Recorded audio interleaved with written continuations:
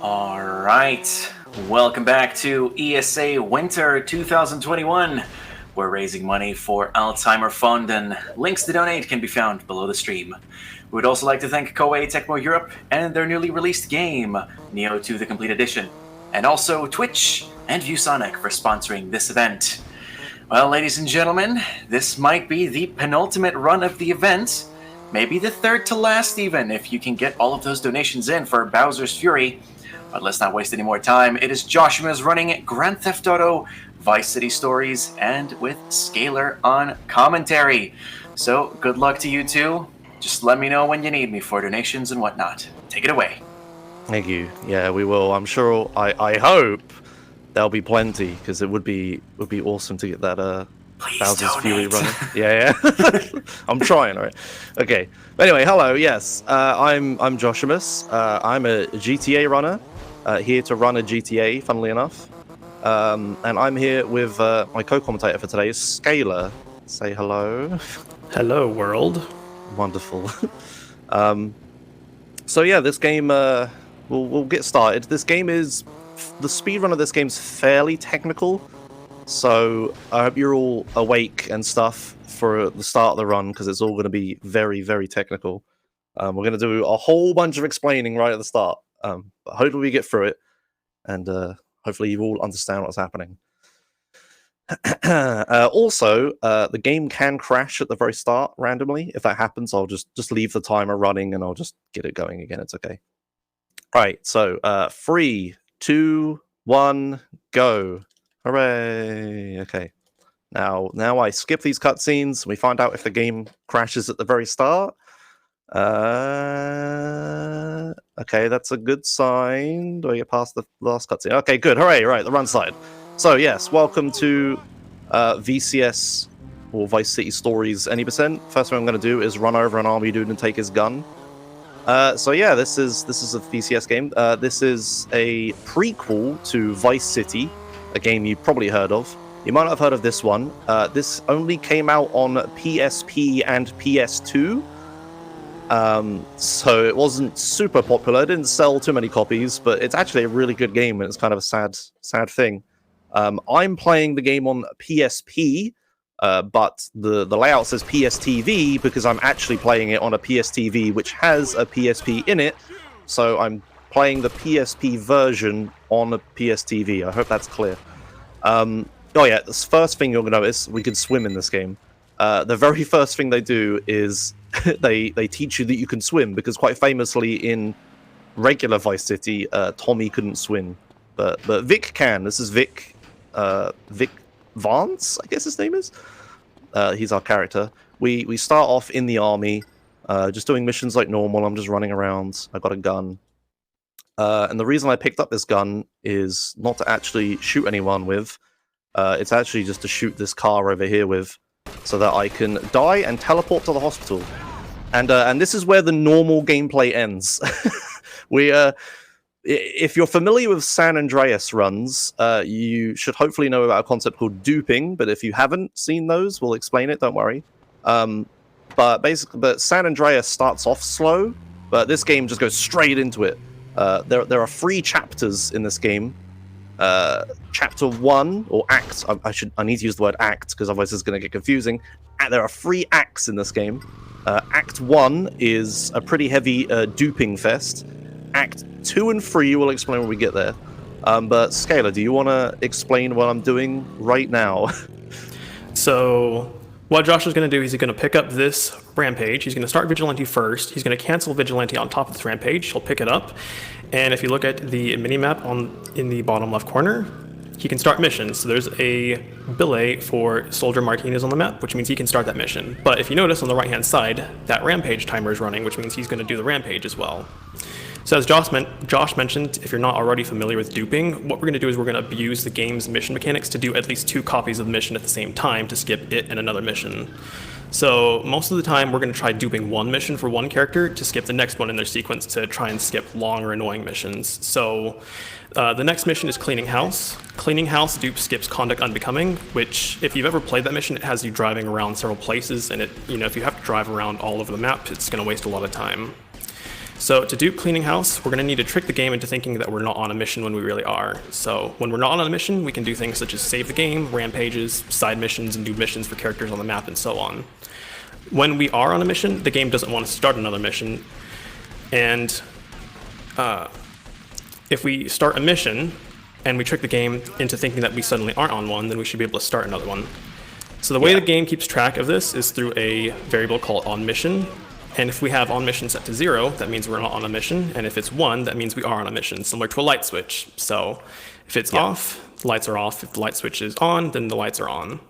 Yeah. So we're going to use Vigilante and Rampage to force onMission to be 0 after we start cleaning house, finish the Rampage here, and we're going to start it again.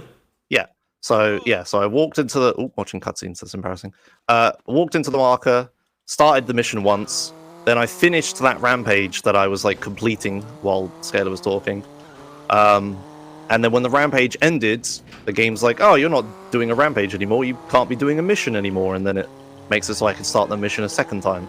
So now I'm doing 2 copies of this mission at the same time. As Scalar said, the benefit of this is that we're gonna skip a mission, essentially, because I'm gonna do 2 missions at once, instead of doing, like, 1 mission and then 1 after it. So I'm saving a bunch of time by doing 2 of them at once. And the benefit is that at the end, I will get 2 mission passes, and when you pass a mission, it adds 1 to a counter of how many missions you've passed for that, like, mission chain.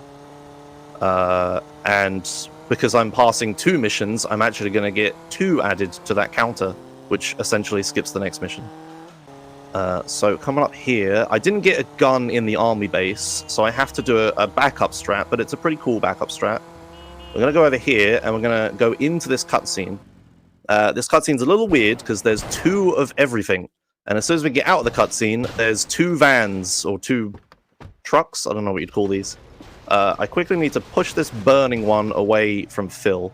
So what's happened is, because I'm doing 2 copies of the mission at once, 2 of everything is happening. So there's these people in the sky. These are the people from the cutscene. They didn't despawn properly because there's 2 of everything. Basically, the game can only remember, like, 1 copy of a thing at once, and if you have 2 copies of something, it only removes 1 and not the other. And you can see there's, like, another marker on the map and everything. There were 2 Phils. It's all crazy. So I'm going to come over here. I have to kill a bunch of dudes and go inside a building and then kill some more dudes. Usual GTA things. But the keen-eyed among you will notice that, again, there's 2 of everything, which is kind of a problem. Because when cars spawn inside of each other... Oh, don't block me. Okay. When cars spawn inside of each other, they kind of collide with each other a lot, and that damages them, and eventually they blow up. Also, there's a guy in the ground there. Yeah, this is, again, because it's spawning 2 of everything, it only, like, sets the the second spawn correctly. I did not get a good car. Moonbeams. Okay, here we go. There's a Phoenix. God, I was going to be really horrible if I had to use a moonbeam there. Okay, so that's that mission done. So at the start of the game, there's supposed to be 3 army missions. You start as, like, a member of the army, and you're supposed to do things. It's why I'm in the army base, and I can, like, I'm wearing, like, army clothes and stuff, and the army dudes don't shoot me for being in the army base. And there's 3 army missions at the start. But because I duped the second one, we're only actually going to do 2 of them. So a weird thing will happen here, where I'm gonna end this mission. 1 copy of the mission is going to pass, and then it's going to fade out a sec, and then another copy of the mission is going to pass again, and then I won't be in the army anymore because I completed all the army missions. But I'm still inside the army base. Oh, I didn't get the jump, damn it. I'm trying to... Oh, yeah, I didn't mention this. Yeah, ramming into this thing sometimes jumps you over the wall. Found that from a Japanese TAS playthrough. It was like they used tassing tools, but they just did a playthrough. And they did that and that, and we've copied it ever since. Okay, so I'm going to run into this marker. I'm going to pass a mission. It's going to fade out. I'm going to pass the mission again. And I'm not wearing army clothes anymore. So the fastest way out the army base is, again, just die. Takes me into the city. And now we continue with the rest of the game. So that was our first taste of duping. We're going to be using that a lot in the run. So yeah, if you're familiar with San Andreas, it's a similar concept. Just manipulate the on-mission variable. because it can only ever be on or off. It can't be like a double on. Booleans. Yeah, and we're just going to do that. But this game also has a lot of other stuff over San Andreas that makes this run really cool, that we'll explain when we get there. But for now, just back to normal gameplay for a bit. Just going to do the mission Cholo Victory, which is the first non-army mission. Yeah. Have you got any notes, Scale? So if we drive around and we look for Cholo in this mission, what we're going to find is that we're not going to be able to find anything when we go to the police station, which is where it asks us to go for first. And then the second one is going to have us go to the hospital. And that's where we're going to find the very first Cholo that we tried to track down in this mission. So other than that, there's not really anything too complicated about this mission. It's just take you around the city, find out where you need to go. Obviously, if you're starting the game for the very first time, you're going to go to the police station and the hospital quite a lot, so they just try to introduce you to all of those places at the very start. So other than that, nothing too complicated. If we have any donations to start, we can go ahead and do those now. Well, I can tell you we have a lot of donations that have come in since last time. So we're doing a speed round. Okay, so $35 from Akiro Hikage saying, "Is speedrunning with your feet just running?"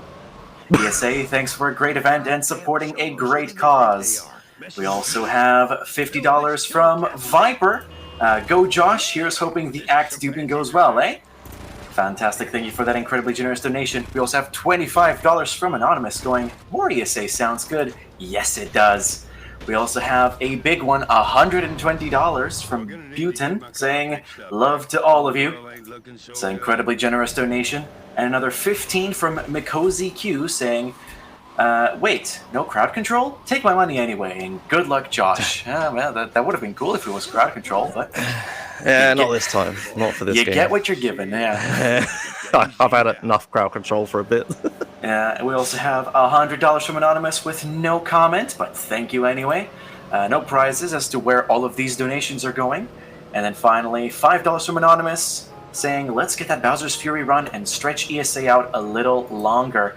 And just as a wee update here, the incentive currently stands at $3,874.34. So we need just over $1.1 thousand. We are nearly there, folks. Let's keep those donations coming. You guys have all been incredibly generous. Don't stop now. Back to you guys. Thanks. Ooh, as I ram into a car. Okay, so I'm about to finish this mission. Now, I'm going to have to do something a little weird here for speedruns. What I'm going to do is I'm going to save the game, and then I'm going to quit the game, go back to the PSP home screen, and then go back into the game. This is, unfortunately, because this game never came out on PC, we're forced to run it on consoles. And as I said, I'm running it on essentially a PSP. I don't know if it's directly because of like RAM limitations or anything, but this game gets very, very unstable very, very fast. So if you like start doing like tons of dupes and like, you just pile dupes upon dupes upon dupes, the game just becomes really unstable and will start to crash all the time. To get around that, we unfortunately have to save and then quit the game a couple times in the run. So yeah, I just made a save there, and then I quit back to the home screen, and then I'm mashing X as fast as I can to get back into the game. This just clears like the RAM of the game and stuff and makes it so the game's a bit more stable. We used to have to do this quite a lot, but thankfully the amount of times we have to do it has come down as the root of this game has become very, very optimized. Well, I can't say optimized, but different. We're still finding things every day. I really like running this game because it has this really weird mix of like the technical aspects of this game are very understood because they're very similar to like other games. Not super similar, but it's pretty close to like San Andreas and how that works. Like all the mission stuff under the hood. Not really, I'm sure people are going to shout at me for saying that, but kind of. But we're at the point now as like a GTA speedrunning community where we understand like, the underlying scripting and mechanics of everything. But because this game is so like underrun because of the consoles and stuff that it's on, most GTA speedrunners are all playing on PC, including me. we have this weird situation where we know a lot about the game from a technical level, and we know all these glitches and stuff like that. But basic stuff like which mission order and which driving route, and like, you know, simple stuff like that, like which guns should we use when, and you know, things like that aren't fully understood.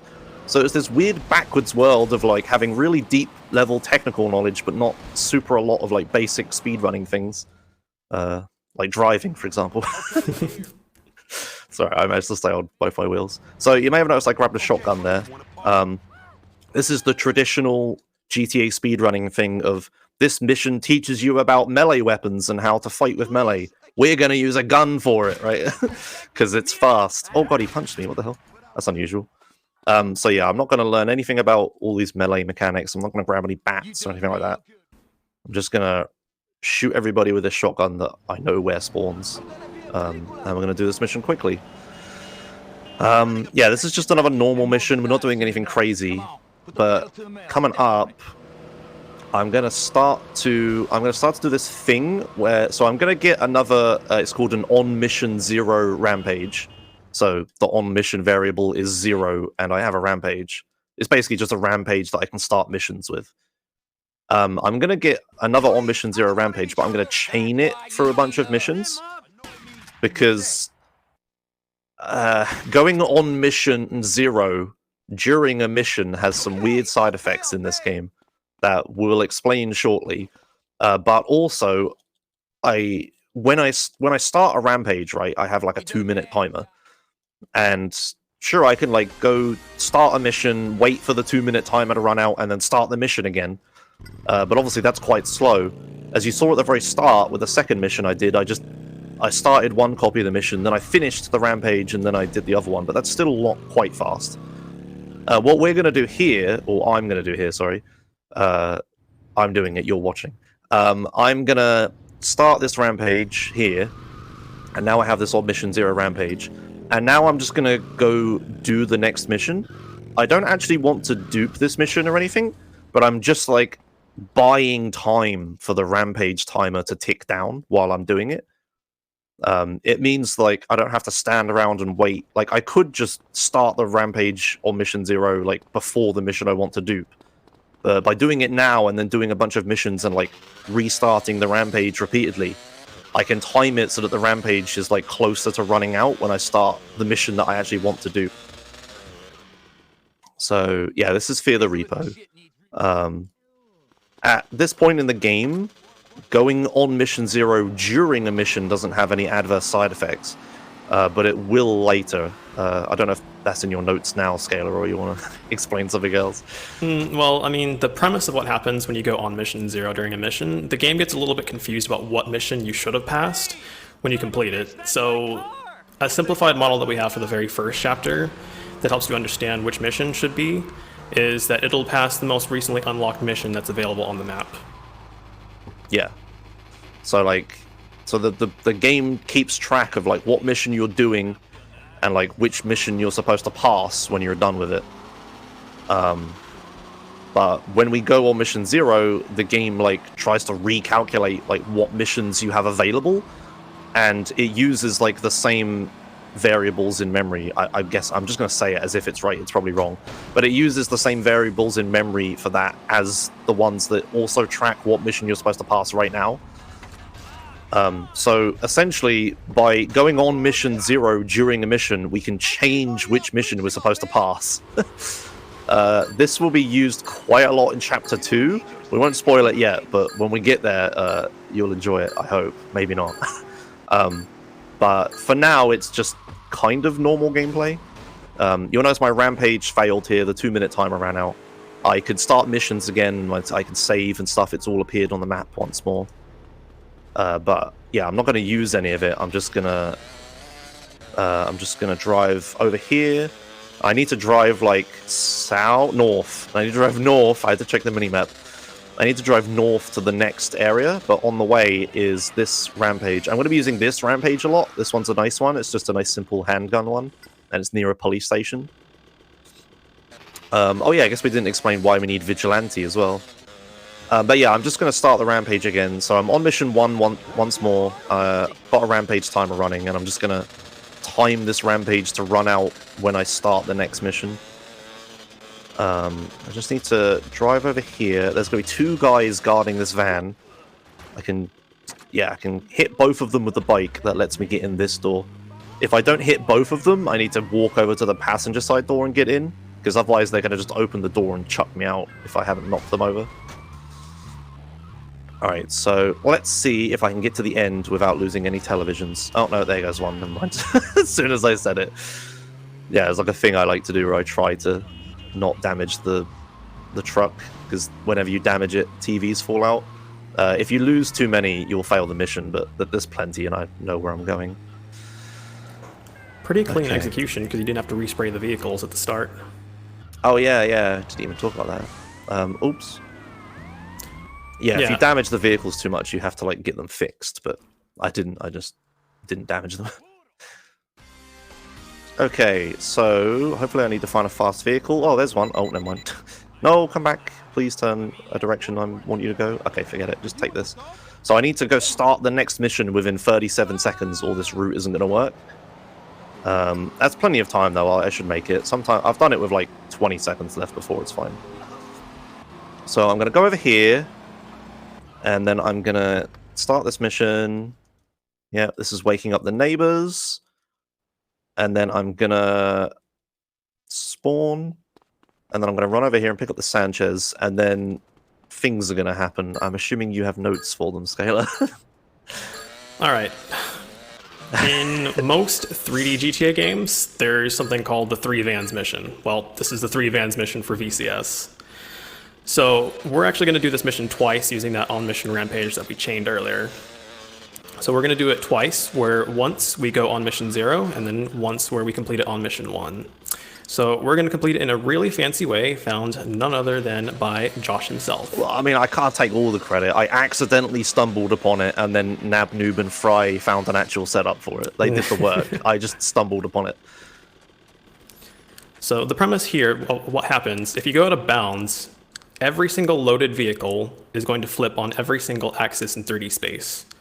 So rather than have to drive around and destroy each of the 3 vans yourself, what we're going to do is we're just going to flip all of them by going out of bounds, and that's going to save several minutes. Yep.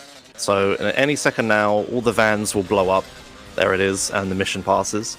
Yeah, if you actually watch my Sanchez when I do this... Oh yeah, and we're going to start the same mission again.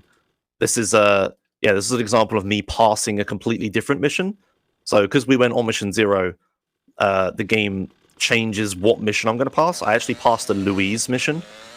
And because I never passed the Marty mission, the Marty mission I'm due to do, that was a terrible sentence, is still the same mission. So I'm going to come over here. If you look at my Sanchez, I park it facing like that way, and it's the right way up and everything. And I'm going to go out of bounds. So just by running into that corner, don't worry about it. We used to have different setups, but this one's way faster. And then I should spawn back up. And if you look at my Sanchez, it's flipped on every axis. It's like upside down and facing the opposite direction.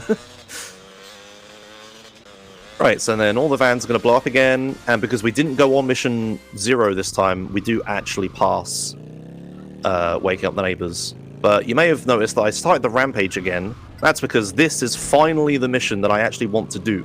But I'm not even going to dupe it. I'm actually going to troop it. I'm going to do... This isn't a thing you can do in San Andreas speedruns. But instead of just doing 2 copies of mission, I'm now going to do 3 copies of the same mission. So what I've done here is I'm on the rampage that's on mission 0. I've started Vigilante. So I have Vigilante and a rampage running at the same time. Now, this rampage is going to end, right? There it is. And then I wait a few seconds. And then I'm going to start a second copy of Vigilante. Here it is. So I've just duped Vigilante. I'm going to get off the bike. I'm going to cancel one of the Vigilantes on top of the rampage. So now I'm on Vigilante and a rampage at the same time. And I'm on mission 0.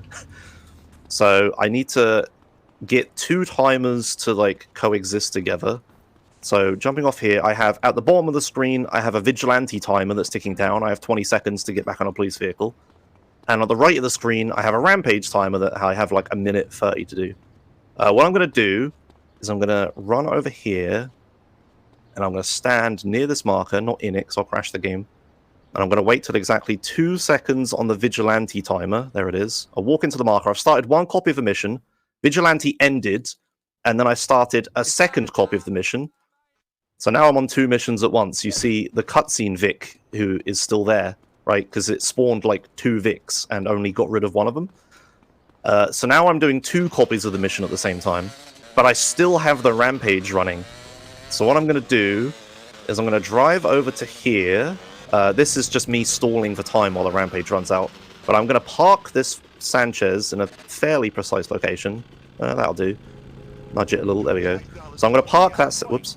I'm going to park that Sanchez there, and that's just for later. That's just... I'm going to do a mission around there, and I'm going to want a vehicle, and now I have one. So yeah, we're just wasting time waiting for the Rampage timer to run out. I'm just going to sprint back over. I could have taken that Sanchez that went past, but it was a bit risky. So as soon as this Rampage timer runs out, the game's going to think I'm not on a mission anymore. I'm going to be on mission 0 again. And then I will be able to start missions. So then I will start a 3rd copy of this mission.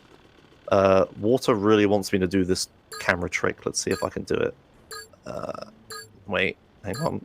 No, I'm not going to be able to do it. I'm sorry. Rip. But there's this Vic. I can chuck him around. Sometimes our Vic says funny things. Not today, though. Okay, so the Rampage ran out. Mission marker came back. And I just started O Brothel, Where Art Thou for the 3rd time. So, like duping, where we pass 2 missions at once, which skips 1, this is a troop, that's what I'm calling it anyway.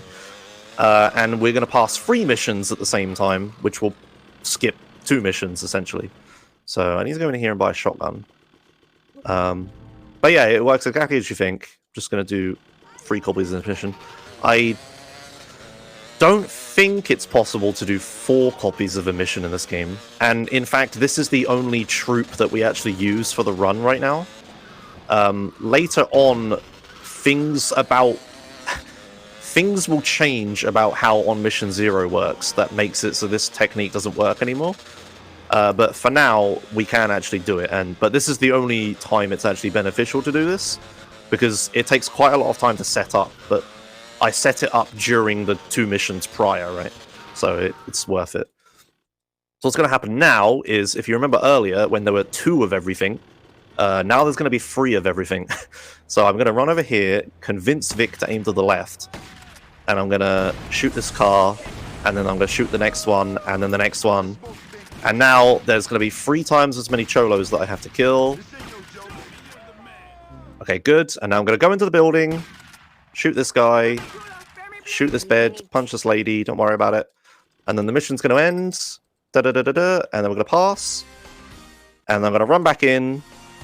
I'm going to shoot this guy, shoot this bed, punch this lady, don't worry about it. And then the mission's going to pass. I think you can see where this is going. And then I'm going to go back inside. I'm going to shoot a different guy this time, shoot this bed, punch the different lady, and then we're going to pass the mission. And I've just done 3 copies of the same mission at sort of once. Not quite all at the same time, because I can't be inside 3 buildings at the same time. And that was Obwat, as it's referred to, because O Brothel Where Art Thou is too long. Okay, now for a brief respite, we're going to do a mission completely normally. The only special thing to note is that I'm doing an animation cancel with the shotgun in order to try to shoot really quickly, as you may have noticed. And this is the mission where I'm going to grab that Sanchez I parked earlier. But otherwise, it's just a totally normal mission, so go ahead with some donations, Paulista. Some donations is a key word here. I have a lot, actually. Okay. So I guess we're doing a speed round number 2. So here we go. We have $50 from Honey Badger saying, had to wait for this run to donate. Thanks for vibing and keeping it tight, my dude. Thank you for your incredibly generous donation. We have $5 from Vice City Civilian saying, my iguana Angelina died. We have $15 from Watcher saying, isn't Vice City beautiful? Yes, it is. $10 from Zotan saying, did you call the fire department? And then we have a big one. It's $250 from LL Cool Dave. Hello, Dave. And as I try to process the rest of the donations, let's read this one. Hey, Joshimuz. Strange choice using this low-tech crowd control this year. Good luck, quote-unquote, on this run. Redeems Beyblade, redeems Spawn Train, redeems locked car doors for 30 seconds. P.S. Did you know that thanks to strong ongoing conservation efforts, wild tiger populations have stabilized and even begun slowly recovering over the past 5 years? And that is your cat fact, I believe. Thank you for the incredibly generous donation, LL Cool Dave. We then have $50 from Dom, which pushed us actually over $46,000. Oh, man. Super exciting. And they're saying, thanks for a great event, all. Let's close it out in speedy style. Yeah, the speediest a $5,000 incentive has ever been met, I believe. Another $25 from Sooty Bunsen saying, I was at work while the Sonic games were on, so I couldn't donate then. However, I can donate for a game being run on what is technically speaking a PlayStation Vita. One of my favorite consoles ever made. I'll give $25 more if we can get some Vita love in chat. So you heard Sooty Bunsen chat. Get that love in, and Sooty Bunsen, you can be the judge. I have $5 from Krusty Krab saying, question for Joshimuz. You can answer that in a second. I might have missed the explanation, but why is this game run on the PSP instead of the PS2?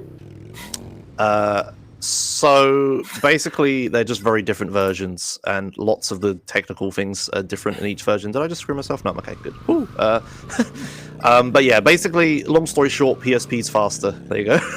Fantastic.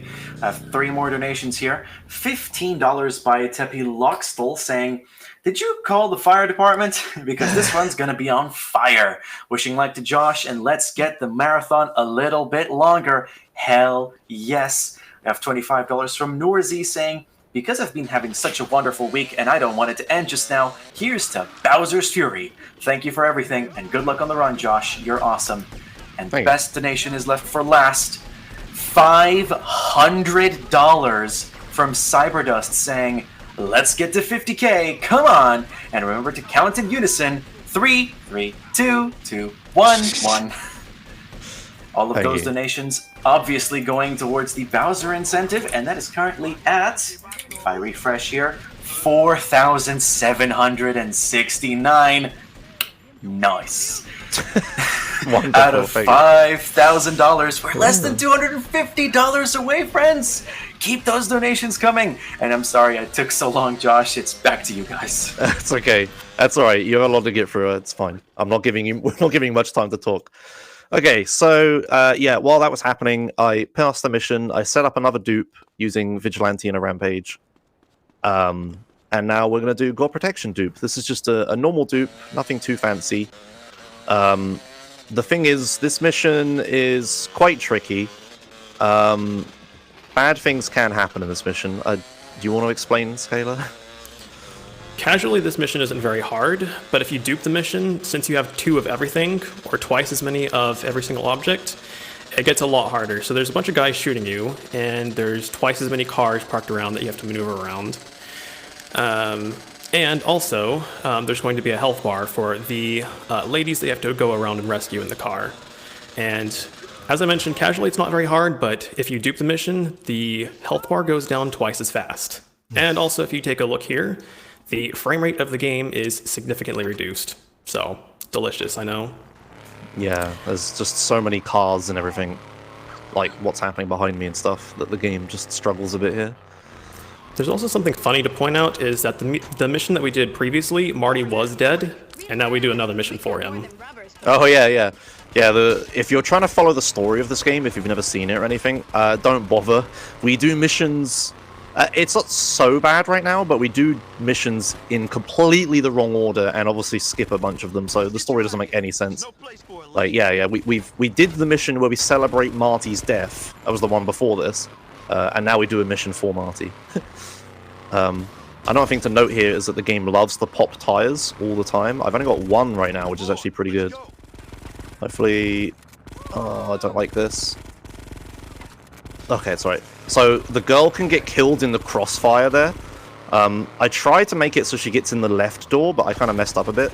So, I had to try to coerce her around to get the car while the 2 other girls were recoiling or reloading or whatever. But thankfully I did it. Nobody died. This is a really difficult mission to do properly. You can see the mission pass twice. And now it's finally time to explain the big new thing that was discovered about a month ago in this game that separates this game from San Andreas. I'm going to defer to you for this one, Scalar, while I try to set this up. So it's kind of a complicated situation to describe, but there are two types of dupes that we do in the run. So there are those that pass on the same frame and those that don't pass, or those that pass on the same frame and those that don't pass on the same frame. So God Protection was an example of a mission. If we dupe it, it doesn't pass on the same frame, which is why you saw the mission pass text twice. And interestingly enough, we can make the next mission, which is Truck Stop, not pass on the same frame if we hold off on mashing the X button at the very end. So at the very end of Truck Stop, actually, let me go back a little bit. There should be two more missions for Phil that we have to do, which is Truck Stop and Marked Men. If we dupe Truck Stop, we can skip Marked Men. And there was actually something that was found by Kaspersky, I think back in December 2020, right? Something like that, yeah. What happens if you manage to cause the game to, when you dupe the mission, if you cause it to pass on different frames, then there's actually a script that runs in the game whenever you complete the act. So at the end of Marked Men should be the start of Act 2. There's a script called the Act Completion script. And what that does is that resets all of the variables for who you can do missions for, so that whenever we start Act 2, we're starting off on all the missions that we should for the normal storyline. But you can actually interrupt that script in the middle of the process of it executing. And there's a couple of parts to it. One is the changing the variable for which act you're currently on. So there's 3 acts. It's going to increase the act variable by 1. It's going to wait 500 milliseconds, and then it's going to reset all the variables for who you can do missions for. But there's a couple of conditions on that. If you are in the middle of saving the game, the script will stop executing. So what Josh is going to do is he's going to try to get into a save marker at the very end of the mission after he goes on mission 0 within 500 milliseconds.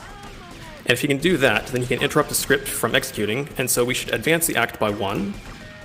But the mission chains that we can do should not be reset. So the nice thing about it is that it allows us to skip lots of missions, and it also unlocks every single mission chain for us to be able to do at once.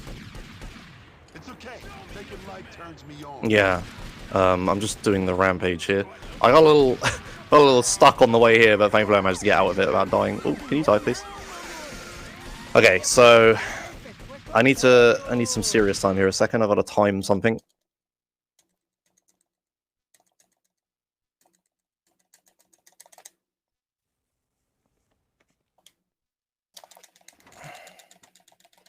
Think we're good? Yeah, okay. So this is actually one of the harder dupes to do. Up till now, I've just been like walking into the marker and mashing X and then starting the second copy.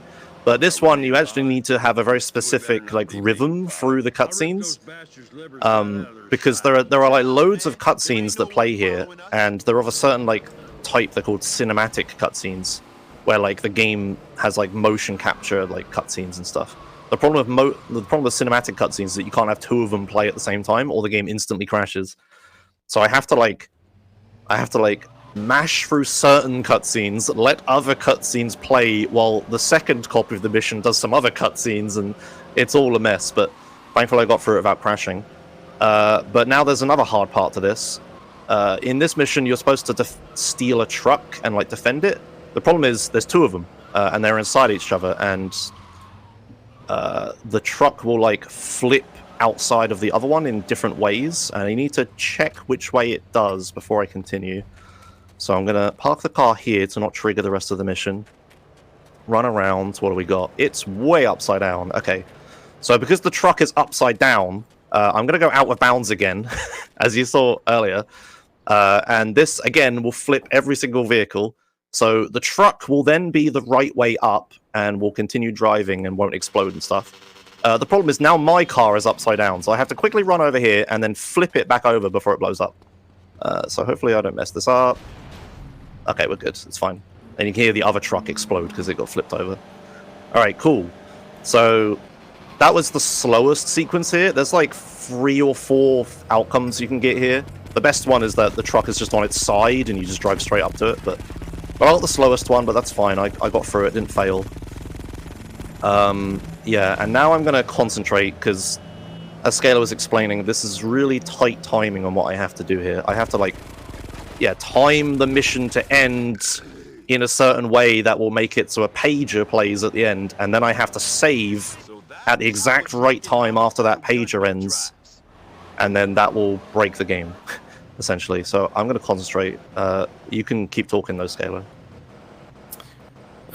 So this actually does have a name, the skip that we're about to do. It's called the partial act change bypass.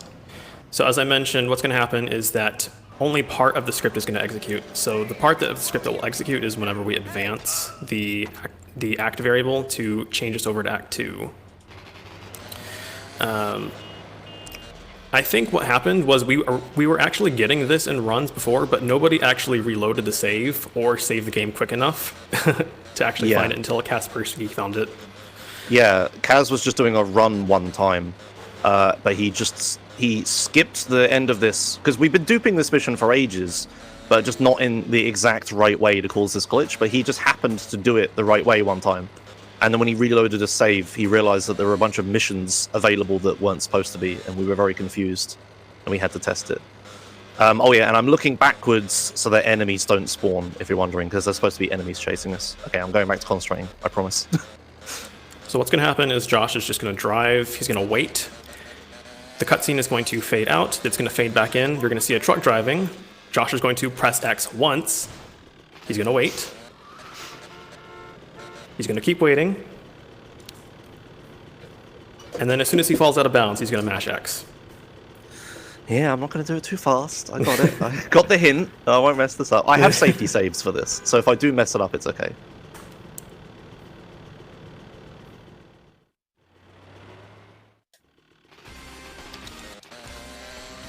Okay, that looked okay. A bit weird, but it's fine.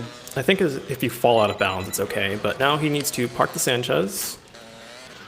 You have a pager on the top left, and he needs to get into the save marker within 500 milliseconds of going on mission 0. So he's going to try to do it as soon as the pager starts swiping away. The problem is I can't run towards the save marker too early because it will disappear. That was a little... that might have been okay. We'll see. It looked fine. Okay. I always think I've messed it up, so... it's probably just me. So again, so duping that mission, truck stop, is so unstable that the game can crash trying to load the save menu. That has happened to me quite a few times. Thankfully, it didn't happen this time. But yeah, we need to, after duping truck stop, we need to just save and quit as soon as possible anyway, because to avoid the game crash. Okay, so if I've done this right, I should load in, and the minimap should be full of missions. There they are. We've got an F, a U, and a plane. So I have done PACBA, or partial act change bypass. So now the game is going to start spamming me with every single pager for chapter 2, because it's like, oh, you've unlocked this mission and this mission and this mission, have a pager and another one, right? So I'm going to start to get like a ton of pagers. So that was chapter 1 done. That was like normal San Andreas style speedrun, like, you know, just dupe this mission, dupe that one, blah blah blah. This is chapter 2. This is where things become very distinctly VCS. We've got a couple missions yet, and these missions are kind of normal. So in this mission, it's just an auto-scroller. It's a very hard auto-scroller. We should say the difficulty curve in this game is pretty crazy. Many people struggled to play this casually. I know I did. But hopefully I can wiggle my analog stick good enough and kill these guys and get through this mission. It's nothing too fancy, it's just normal gameplay. So, Paulus, you can read some donations now. Oh, I've taken so much damage. Okay, go ahead. Fantastic. Don't take any more damage. That would be terrible for your health.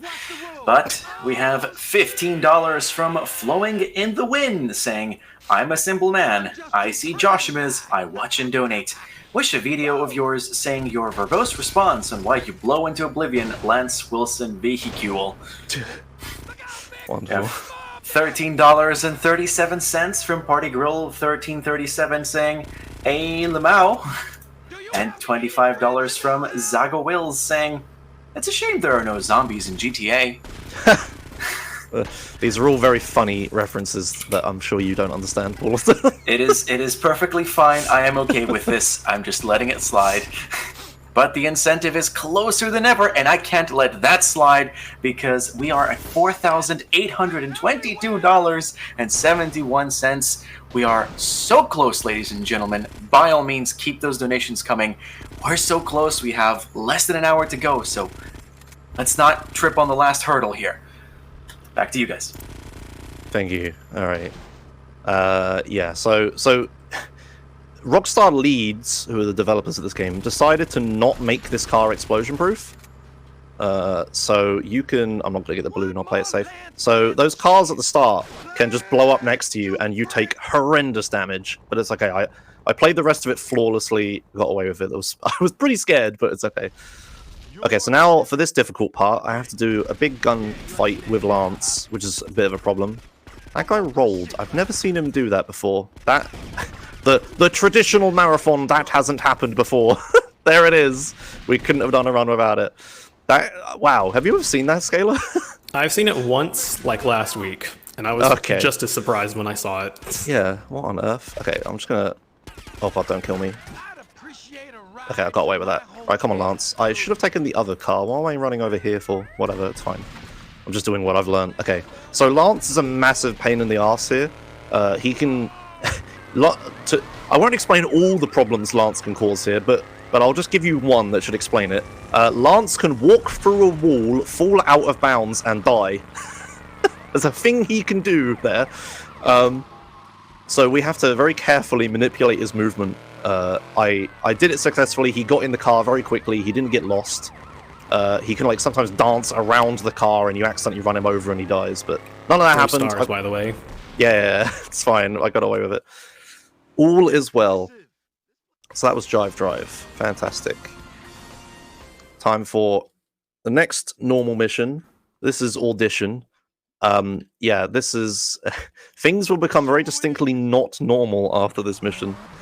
I don't know if you want to try to explain what's going to happen after this. I think we can wait a little bit until we see, okay. But I think we can give some additional context of the effects of PACB, or PACBO. So any character that's shared between chapters will automatically have their missions completed upon loading the save. So for example, Louise is in both Chapter 1 and Chapter 2.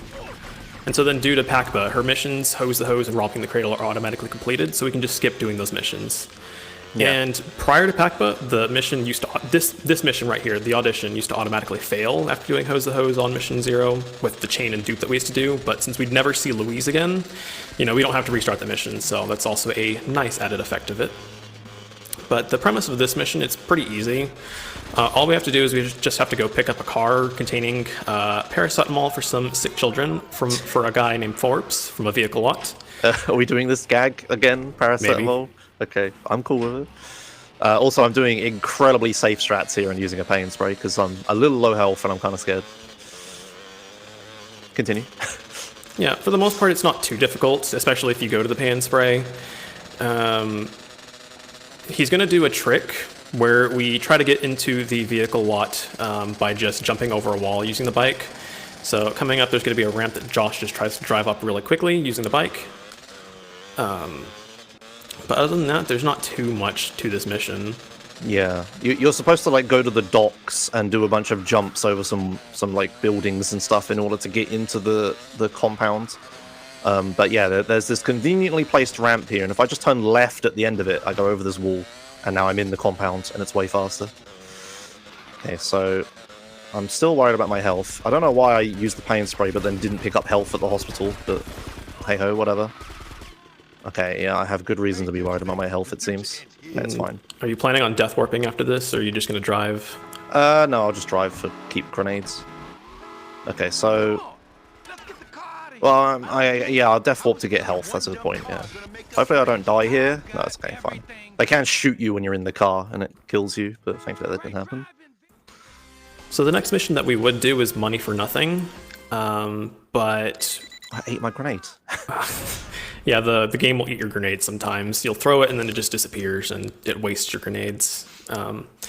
But Money for Nothing is a very long mission where you have to drive a decoy van for Lance and Forbes while they drive a real van containing the medicine to just some random garage. It's okay. A while back, a newbie runner who goes by the name of Amazing Towel managed to skip money for nothing while doing Caught as an Act. So what happened was Josh tried to replicate it and it didn't work. So you're gonna have to remind me on this. What's the name of that mission where you have to follow the reporter around in San Andreas? Is it Snail Trail? Snail Trail, that's right. Yeah, so kind of like what happened in Josh's chat several years ago, where someone was like, chat. "Oh, you could just ride the train mission, herder." Hey, it wasn't my chat; it was Omega's. But yeah, Omega's. Yeah. But this one was actually one that was actually really nicely found. When Josh tried it, it didn't work, and so we kind of just dismissed it as being frame perfect, and we went back to the drawing board for about how we could skip this mission for quite some time. But probably about like 2 weeks ago, I don't remember when, but there's a guy by the name of Momo Wally 2001, I think. He was just being a massive troll in the GTA Handhelds Discord. He's like, "Oh, you should just do the money for nothing skip." Well, I kind of took the bait, and within about 5 minutes, I found a timing that helps the skip be consistent to be able to skip money for nothing. So what's going to happen is Josh is going to pick up a rampage using the police bike. He's going to get an on-mission 0 rampage. And what we're going to do is we're going to skip the final cutscene of Caught as an Act at a very specific time. And the timing of that happens is it's going to be when there's 0.5 seconds remaining on the timer. It's not going to say 0.5 seconds, but internally we have to think half a second left on the timer. Josh is going to do a double counting method, but however you want to do it is up to you. So we're just going to go and start the mission. The premise of this mission that's coming up is we need to steal the car back from Forbes. So there's a little bit of serious time because it's kind of complicated. The timing is a little bit generous in that you have about a quarter of a second, but I think we're going to need some quiet time. But if you have any donations, we can get those in now. Not now. Okay. In a bit. After this mission, we can. Yeah. All right. Okay. Yeah, I'm just gonna.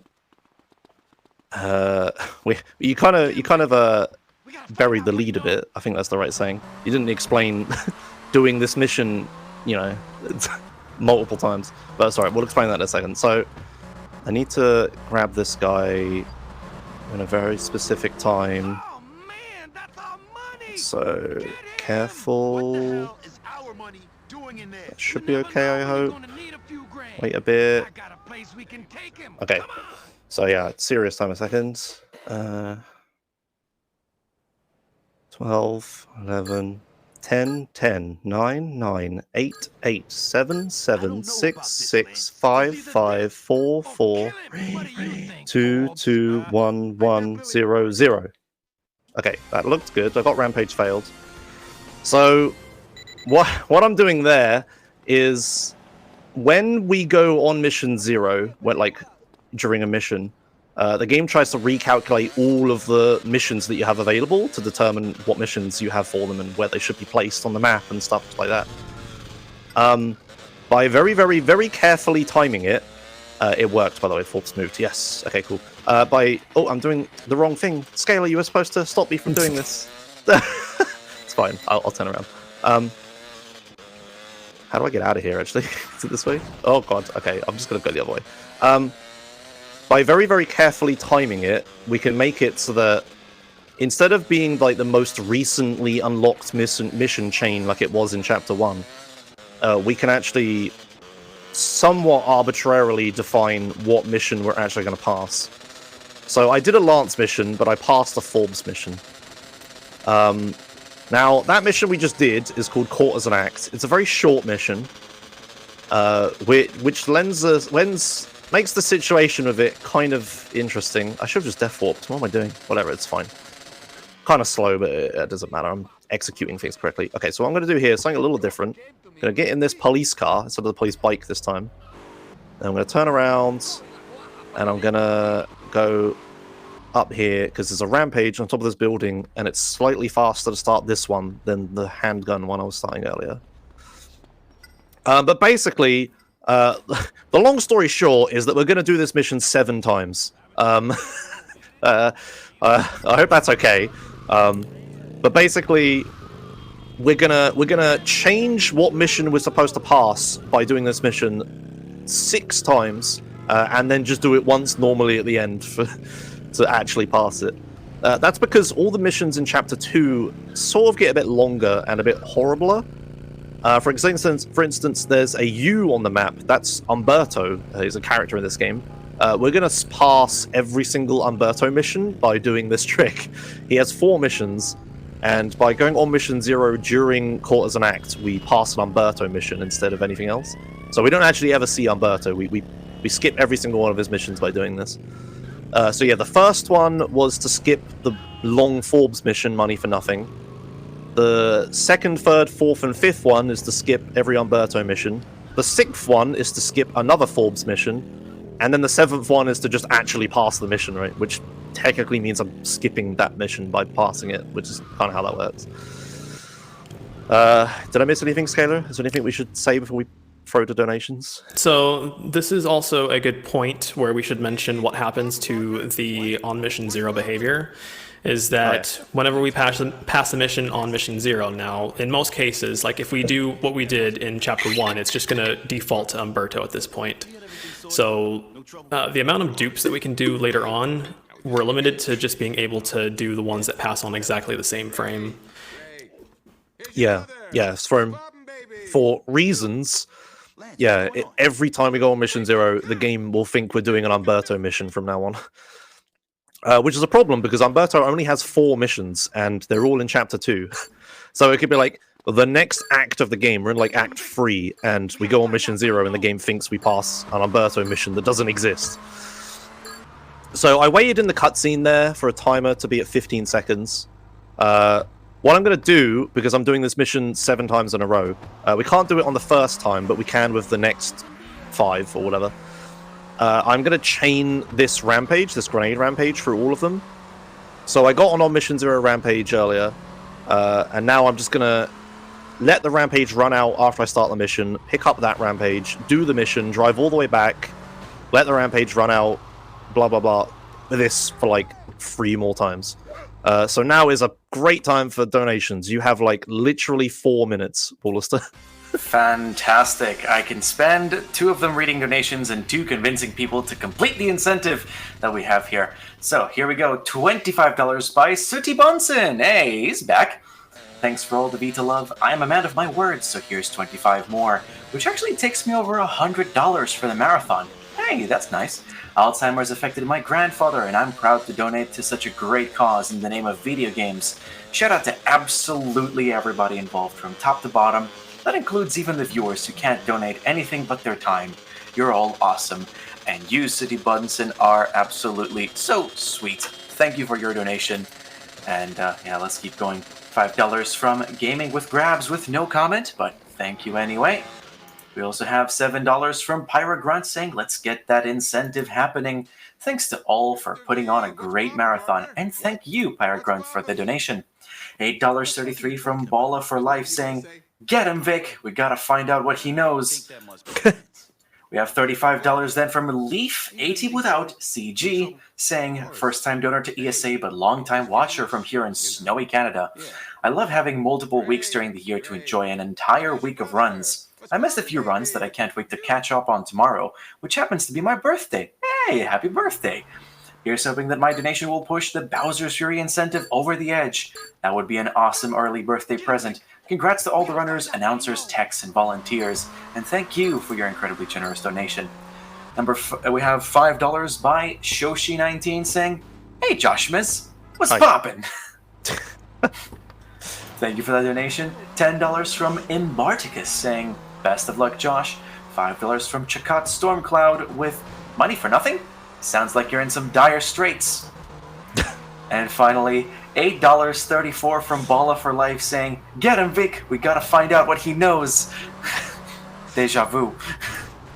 Yeah. Let's see if there's anything else. Oh, we have more. $25 from Nordic Soy saying, thanks CSA for having me on staff once again. It's an honor and a privilege to be a part of these events. Best of luck to Josh on his run, and here's to seeing Bowser's Fury. Thank you, Nordic Soy. That was an amazing job you did earlier.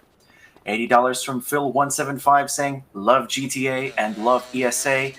And finally, $8.34 from Balla for Life saying, get him, Vic. We gotta find out what he knows. And ladies and gentlemen, I have some incredible news to share with you. This coffee that I drank before the run, it's all worth it. Get Samurai Man on the phone. We're doing Bowser's Fury, friends. Nice, fantastic. Well done. I will be joining you all right after this run for more of that. So stay tuned. We are extending ESA, friends. Okay, Back to you, Josh. think of another run and make it 5k again. I have the pedestrian I can do.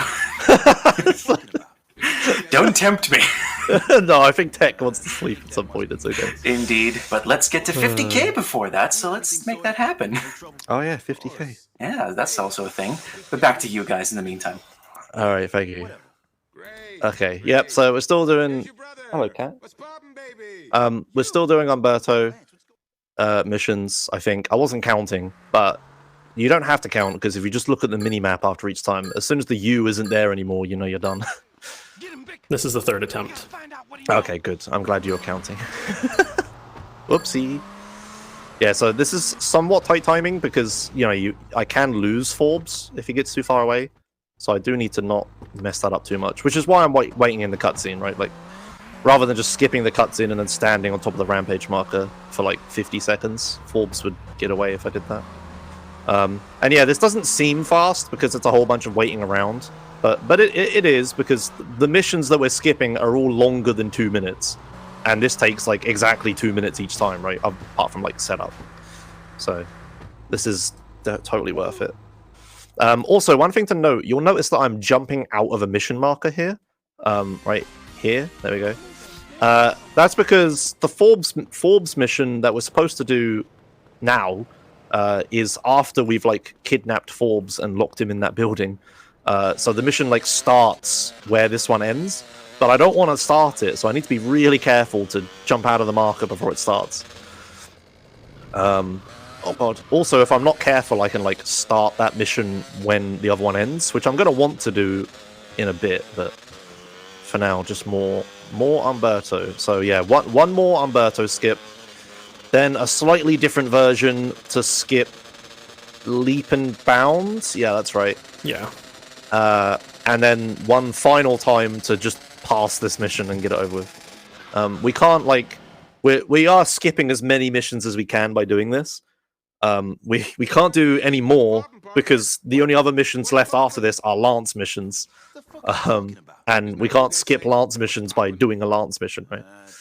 We can by duping, but we can't dupe this mission. One thing to note is that this might get a bit tiresome to watch, but be assured this is the only time we're going to do this.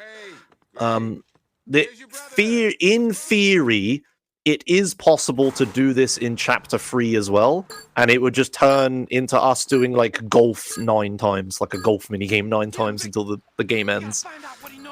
Thankfully, this route has been like really in flux recently. It's been like a running joke in the GTA speedrunning Discord that people keep finding things and I keep getting mad about it because I have to like panic learn it before ESA. There are a few things that like in the most up-to-date route that I'm not doing because they're kind of risky and I don't want to like mess it up.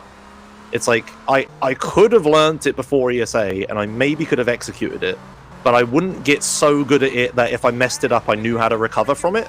So I'm only doing things that I'm like good enough that I can fix if I do wrong, such as jumping out of this marker, which I almost forgot then. Okay, so the U should be gone from the map now. It is fantastic. No Umberto missions. They're all terrible for speedrunning. There's one mission where you have to drive to the other side of the map, pick up a thing, and drive back while a bunch of people are attacking you constantly. There's another mission where you have to drive an elderly guy from the stadium to a guy's house very slowly, because if he goes too fast, he'll have a heart attack, and people spawn and attack you, which also stresses him out. There's a mission where you drive a bunch of dudes around town while they shoot things, and if they don't shoot things well enough, you'll blow up and die. And the final mission, which we used to actually do in this route, funnily enough, but thankfully it got rooted out eventually, is you going to a place, shooting a ton of dudes until some AIs have done some things, and then driving back. They're all terrible. It's good with the skipping them all. Okay, so Isn't that what you guys? This time, oh, I skipped that a little too quickly. Whoopsie. Okay, it should be right. I'll just have to stall for time. But this time, I'm not going to do what I was doing before. I'm not going to start the rampage again. We don't want to chain any more rampages. Find out what he knows. What I'm going to do this time is that I'm going to let this rampage run out so I'm on mission 0, so I can start other missions. And then I'm going to pass the mission. And because the game puts Vic at that building we've been at, it puts him inside the mission marker. Wow, I really have to stall for time. I was way too quick. It's going to start the next Forbes mission immediately. Now, we've been talking about going on mission 0 to change what mission we're doing. There's another way to change what mission we're doing. It's by starting another mission. I need to concentrate a second. Okay, there it is. So, hopefully that worked. Okay, good, good, good. So, what I'm looking for there is as soon as the camera moves like a tiny bit, it means the other mission started. But the thing is, it's not as simple as that, because if we start 2 different missions at the same time, the game's going to crash horribly. So I have to be very careful there. I have to finish the mission I was just doing, right as the other one starts. Because the other one will start, change it so we're doing a Forbes mission, and then I pass the other mission, which passes a Forbes mission. Now I'm just going to death warp, because I don't actually want to be on the mission I'm on right now. So I just drive north enough to go to this hospital. And then why didn't that? Okay, it's fine. I drove north enough to go to this hospital, and now finally I'm gonna go do court as an act for real this time. No rampage stuff, just totally normally, and then we can move on. So you can all wake up. I know this is very late for most people, and we're doing the same mission 7 times, but I promise it's over. Just feel glad that I didn't learn or figure out how to do chapter 3 as a golf minigame 13 times or whatever, because that would be very boring. Find out what he knows. Okay, what's coming up after this? Oh, okay, so we just got a couple normal missions after this. It's kind of rare. Like, you do, like, at the start of this game in chapter 1 and chapter 2, you do more, like, glitchy missions than you do normal missions. Oh yeah, I should say, for people that don't like the whole glitching stuff, like, I understand the appeal. You want to just see me do the mission normally. You want to see me do the forklift mission, not just skip it, right? We are going to make a new category for this game called No Major Glitches, which is the same for, like, San Andreas. And in that category, we wouldn't do, like, any mission skips or anything. We would just do everything normally, play through the game as fast as possible, and yada, yada, yada. So if you're interested in learning this game, which, first of all, I don't recommend. I recommend doing, like, Vice City Regular or San Andreas or something first. But maybe you just really like Vice City stories and not the other ones. In that case, you could probably start with learning No Major Glitches, and then try any percent. I would like to think that I've been making this look easy so far. But trust me, it isn't. There are so many ways to just instantly crash the game. It isn't funny. And I've managed to avoid all of them so far. What do you think about No Major Glitches, Scalar? I think it's actually a really good thing for this run, or for this this game to speedrun. I think it's something that I probably would look into later.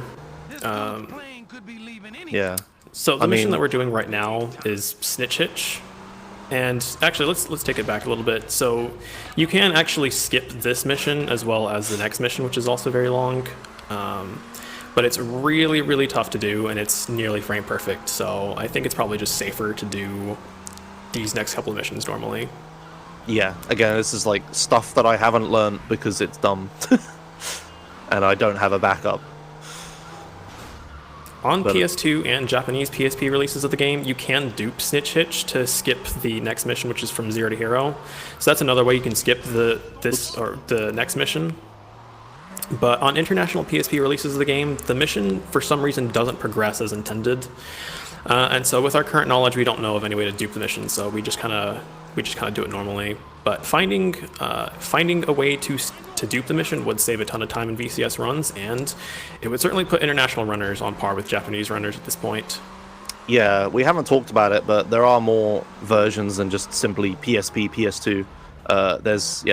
I'm playing on international, which is like the European and American version.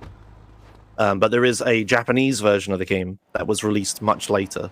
It was like edited by Capcom to be like Japanese audience friendly. It has a bunch of changes. First and foremost, everything's in Japanese, obviously. But it also makes it so that they realized that the game was way too difficult. Like, the difficulty curve is stupid.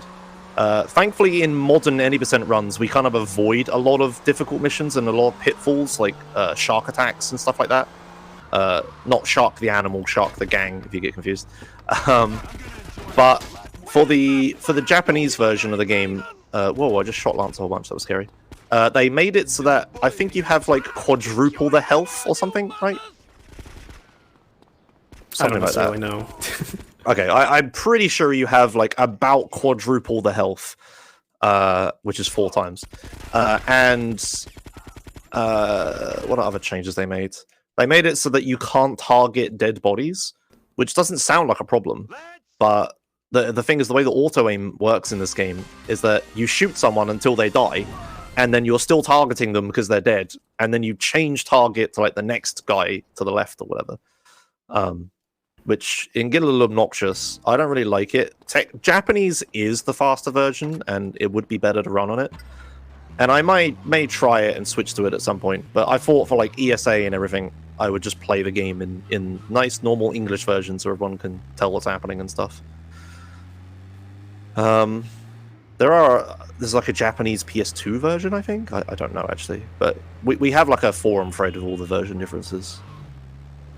But yeah, the route is like ever so slightly different on Japanese. And yeah, Snitch Hitch is one of the missions that you can dupe on Japanese, but not on international for whatever reason. Just the mission script is just ever so slightly different. Okay, so the mission I'm going to do now is supposed to be the last mission of Chapter 2. This is From Zero to Hero. It's a big set PC auto-scroller mission where we travel to the second island, the next island of the game, and we go find Lance's new mansion and everything. We set up a bunch of like paracetamol sales for later. But you may have noticed this isn't actually the last mission of the chapter. I still have Forbes missions left. The way the game checks the end of an act is it checks whether you've done all the missions for it or not. But because we've done Packbert, we can do missions in any order we want. I don't know if we mentioned that or not, maybe we did. So because I'm just doing missions in any order I want, I'm doing like the fastest order, obviously, but I'm also doing them completely out of order. So this mission isn't actually last. It is if you play the game glitchless.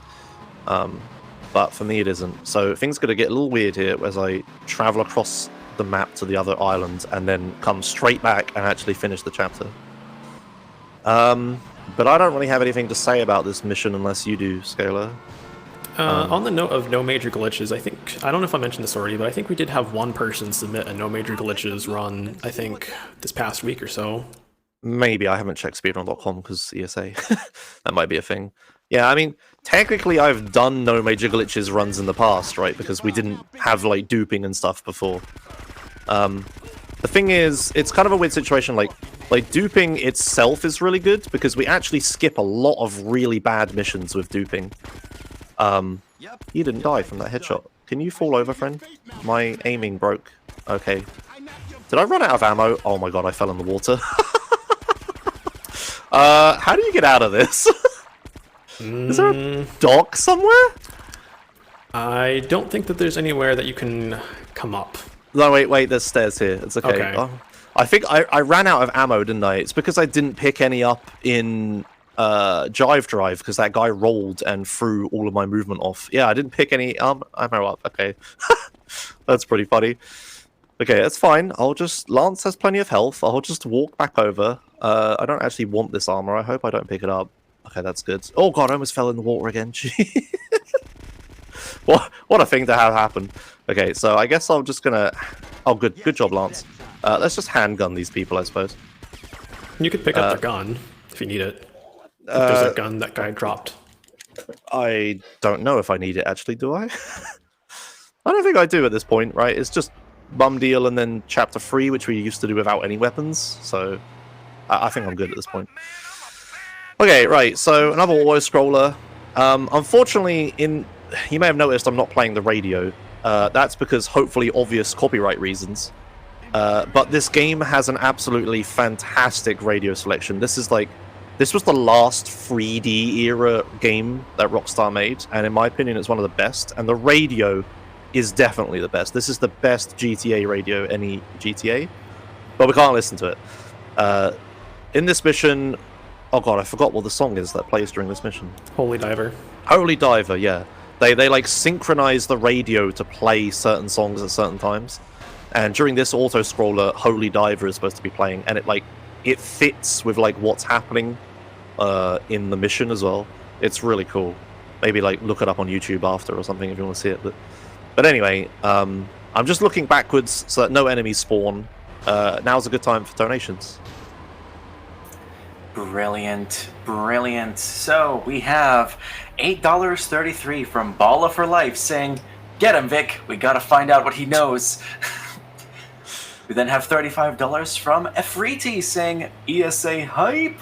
Shoutouts and love to everyone on Mod Squad, heart, and thank you, everyone. That guy spawned in the ground. Sorry. Speaking of spawning in the ground, $8.33 from Balla for Life saying, "Get him, Vic. We gotta find out what he knows." And $60, very generous from Anonymous with no comment, but thank you anyway. And finally, another $8.33 from Balla for Life saying, "I think you can guess what he said." I wasn't sure if you read the same donation twice on accident or what. Nope, that is 3 distinct donations, all saying, "Get him, Vic. We gotta find out what he knows." Fantastic. Incredible. Keep those donations coming so we can space out all of those Balla for Life donations and also get closer to 50K. You guys are all incredibly generous. Thank you for your donations so far. Thank you. Alright, so here we are on the second island. Yeah, I haven't actually unlocked it yet. I have 4 stars, that's just part of the mission, but we just need to follow Lance. So, yeah, the reason I didn't want to pick up armor is because I want to die to teleport back to the other islands, because it's the fastest way back. Excuse me, game. I had momentum a minute ago. So yeah, I'm just going to chuck some grenades on the ground. We don't actually use grenades that much for combat, it's mostly just for teleporting to hospitals. Okay. A funny thing to note is that we don't actually unlock this island in this mission, not until we actually pass the act. So yeah, this is why we can death warp here and make it all the way to the other island. Yeah, to the Little Lane Hospital. This isn't actually the closest hospital, but it's the closest hospital we've unlocked. Okay, time for the final mission of Act 2. It is a very funny name. You're only allowed to laugh once, chat. It's called The Bum Deal. So previously I set up Packbert using wait, when am I doing this? I set up Packbert using Truck Stop Dupe for chapter the chapter 1 to 2 switch. It's time for the chapter 2 to 3 switch. Now, Packbert for chapter 3 is an absolutely massive skip that saves like an hour. So I really don't want to mess this up. But I have safety saves in case I do. Oh yeah. You did it. You did it. You saved it. I told you I was going to forget the armor. Okay, thank you. Yeah, so this here is a really difficult sequence that I have to do. I have to pick up a Molotov Rampage, so I'm stuck using Molotovs as my only weapon, which is already pretty bad. Then I have to kill a bunch of dudes that are stood next to bikes, and because I only have Molotovs, there's all going to explode. Then I have to go inside a building with a very low roof, and only use Molotovs to kill a bunch of guys that have guns. Then, within that same 2-minute timer of the rampage, I then have to travel across the entire map and set up a very precise timing glitch. I'm probably going to mess it up. This is probably the one point where I'm going to have to load a safety save. But hopefully I do it. I'm going to stay quiet for this, but Scalar can talk until the end when I need to count time things. So the funny thing about this Molotov Rampage strat for the bum deal is it was actually used by Japanese runners at one point before Packbert was found.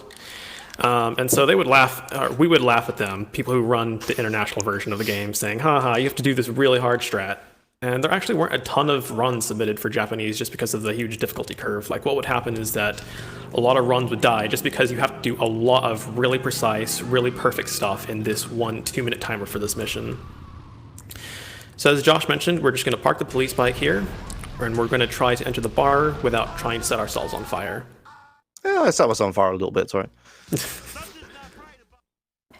Okay, now the interior section. I did not throw that enough. Ooh. You can take 2 Molotovs. Throw it, Vic! Oh. I Yeah, kept getting, like, animation interrupted. Okay, I'm gonna go back to concentrating. Yeah, in the international version, you can only take maybe like 2 Molotov throws, and then there's also the difficulty of the guys shooting you, which cancels your animation of throwing, and it just takes a lot of out of your health. But now Josh needs to catch Forbes, throw a Molotov in his way, and if he misses, then there's pretty much no recovering from it, but let's hope.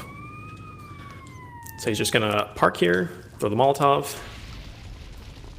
Easy peasy. Get on the bike, Vic. I find it harder to get on the bike after doing it than I do find killing him. Okay, Right, so sure now... you don't get into the marker too quickly. Yeah, so now I have to time, like, a bunch of stuff really precisely.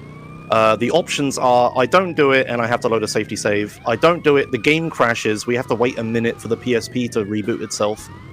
And then I load a safety save. Or I do it. Let's see what happens. 8 8 7 7 6 6 5 5 4 4 3 2 2 1 1. Okay, did I unlock multiplayer content? I didn't.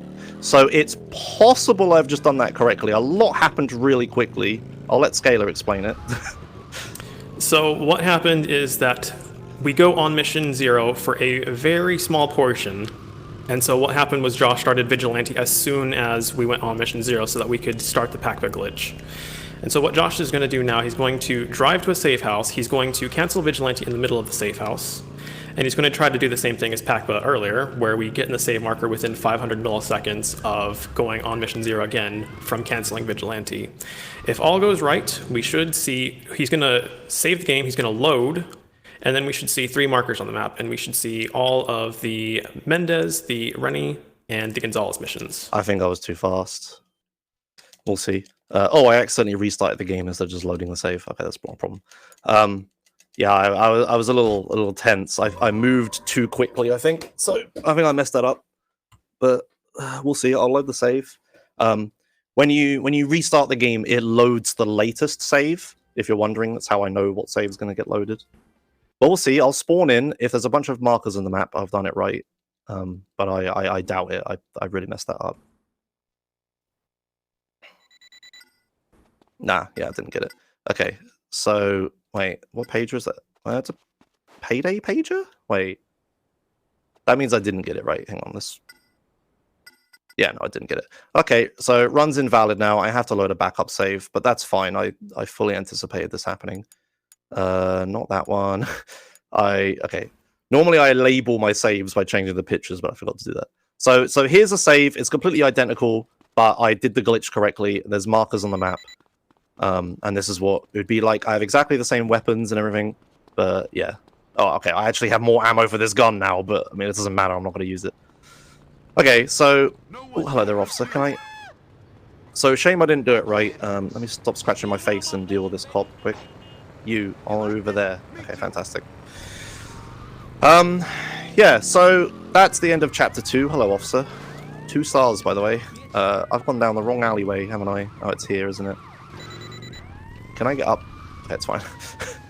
Oh no, pager. Damn it, I didn't. So, yeah, I did Pac-Bur again. I've unlocked all the missions in Chapter 3 when I shouldn't have, and now the game is spamming me with a ton of pages because I've unlocked a ton of missions. Unfortunately, the pages stop me from doing things that I want to do, like starting Vigilante. Let's not get arrested here, because that would be quite upsetting. Oh god, I hope this actually works. So there's some new stuff that was added to the route probably within the last week or so. This was a couple days ago. Yeah.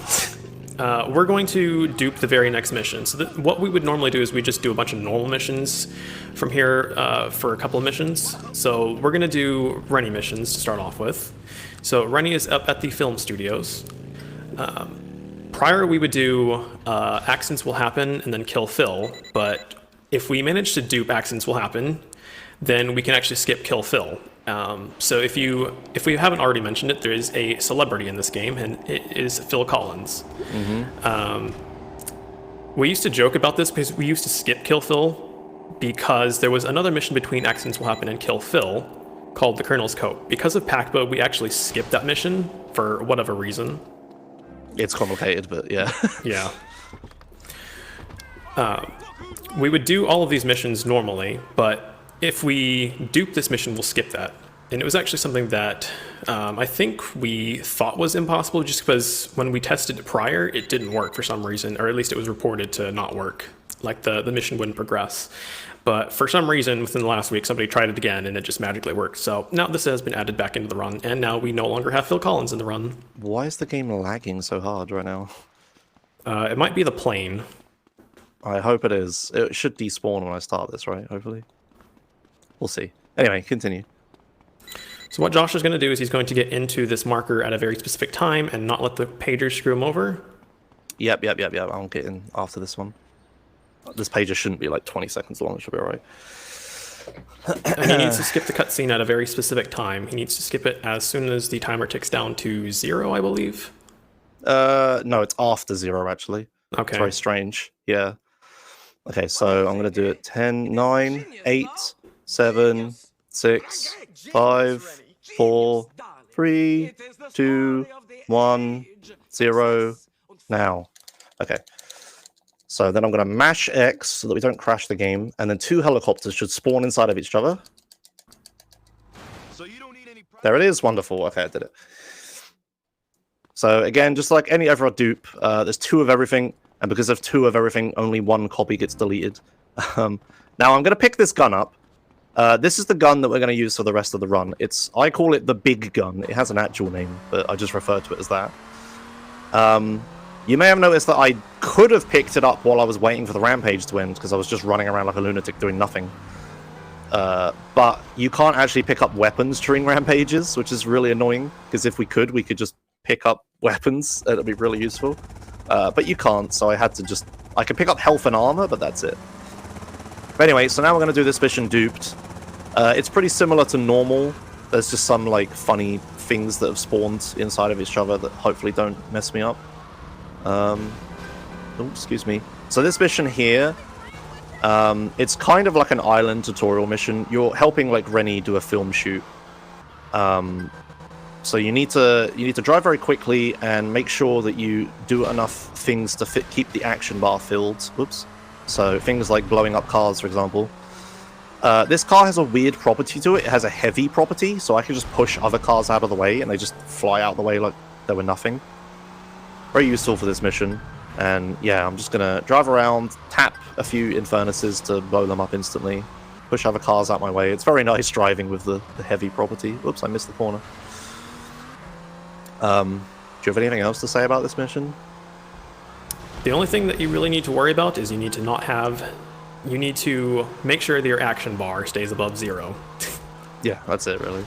Oh yeah, and these ramps here, but they give you action if you go over them, but we don't because it makes the game slow motion when you do it. So we just drive around them to go faster. And fun fact, they're actually C ramps. If you look carefully enough, you can see they actually have a bunch of floaty things. I don't know what the names of them are, but there's a lot of blue circle things on either side of left and right. I don't think you can see it here. I know you sort of can. They sort of poke out the ground a little bit. It's very MTA style, or SAMP style, to just take a water ramp and just shove it into the ground. Which is weird, because I think there is actually, like, land ramps in the game. They just didn't use it. They used the wrong ramp. I don't know why. Okay, so the action bar disappears. And now we just drive up here. So, welcome to Chapter 3. Chapter 1 was like San Andreas style Dupe Fest. Chapter 2 was doing quarters and acts 7 times in a row. Chapter 3 is sort of a lot more normal. We've got past all the really technical stuff. But what it is at the start, I call it the driving from south to north simulator. So, for quite a few missions in a row, a mission will start at the north of the map and end here at the south of the map.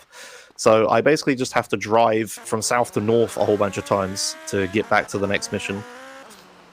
And yeah, it's just a bunch of tutorial missions. Because we did PACBA, as explained earlier, when you do PACBA or partial act change bypass, put it simply, if a character has missions in the first act that you're in and then the second act, you skip all of the missions in the second act. So because Lance was in Act 2, we did a bunch of missions for him. Once we completed all the Lance missions, the game like remembers that we completed all the Lance missions. Then Act 3 is supposed to start. The game is supposed to forget that we did all the Lance missions and then make like 9 Lance missions. There's 9 of them in this act. But because we did Pakba, the game still remembers that we've completed every single Lance mission. So this skips... Do we remember the list? It skips Blitzkrieg, which requires you to take over like 4 businesses. Basically gang wars. It skips Blitzkrieg Strikes Again, which requires like 6 or 7 businesses or gang wars. It skips... Brawn of the Dead. Brawn of the Dead, yeah, that's the first Lance mission. That one's a really long, like, welcome to this new island. You can drive around and see what's around tutorial mission. You just drive up and down the map to, like, learn it and then do a boring mini game at the other end. Is this mission going to fail on me? Oh, it didn't. Oh, no, it did. There we go. See, this keeps happening to me now. I swear it's because of the dupe before. It changes something. It's really weird. Kind of like that Lance failing thing. The one time I tried it, it didn't fail on me, but obviously sample size n equals 1. Yeah. What's that supposed to mean? Maybe it's not 100% of the time then. What other Lance missions do we skip? They're all terrible. There's turn on, tune in, bug out, which we used to dupe, and it was like a really pain in the ass because we had to do like a rocket asset before it. Or where rocket. It hurts the most. We had to do like a business takeover with a rocket launcher because we were on a rampage before because of that. And yeah, turn on, tune in, bug out. We had to like travel across the map and shoot a bunch of aerials on top of police stations when we got more and more wanted stars. And it was literally like the entire map we had to travel. What one did you say, sorry? Where it hurts the most. Oh yeah, where it hurts the most. That one is... Where it hurts the most is the one where you fly Louise around the map, right? In a helicopter? I think it's where you have to go rescue Louise. Oh yeah, you have to go rescue Louise. Yeah, and she's on like the other, literally as far away from you as possible on the other side of the map. What was the other one you said? Light My Pyre. Oh yeah, Light My Pyre was one of the ending ones. That was really terrible. You had to travel across the map on a bike, shooting a bunch of cars while Lance swerves in front of you and he can get shot by you and die, which is really bad. I fell off my jet ski. That's never happened before. There's another one of those. And then who could forget Domo Arigato Domestabato? That's not a Lance mission, is it? Actually, I'm not sure. I mean, we don't do it, right? That's a Gonzalez mission or a Diaz mission or something, isn't it? Yeah. It's been so long since I've done the mission, I forgot. Yeah, what is Domestabot? I don't remember. Okay, whatever. Anyway, yeah, basically, and White Lies, which was like an auto-scroller, we had to follow Lance around as he dropped paracetamol on the ground. Yeah, so basically we skip like an hour worth of content, and it's all like mostly terrible content as well, so that's good.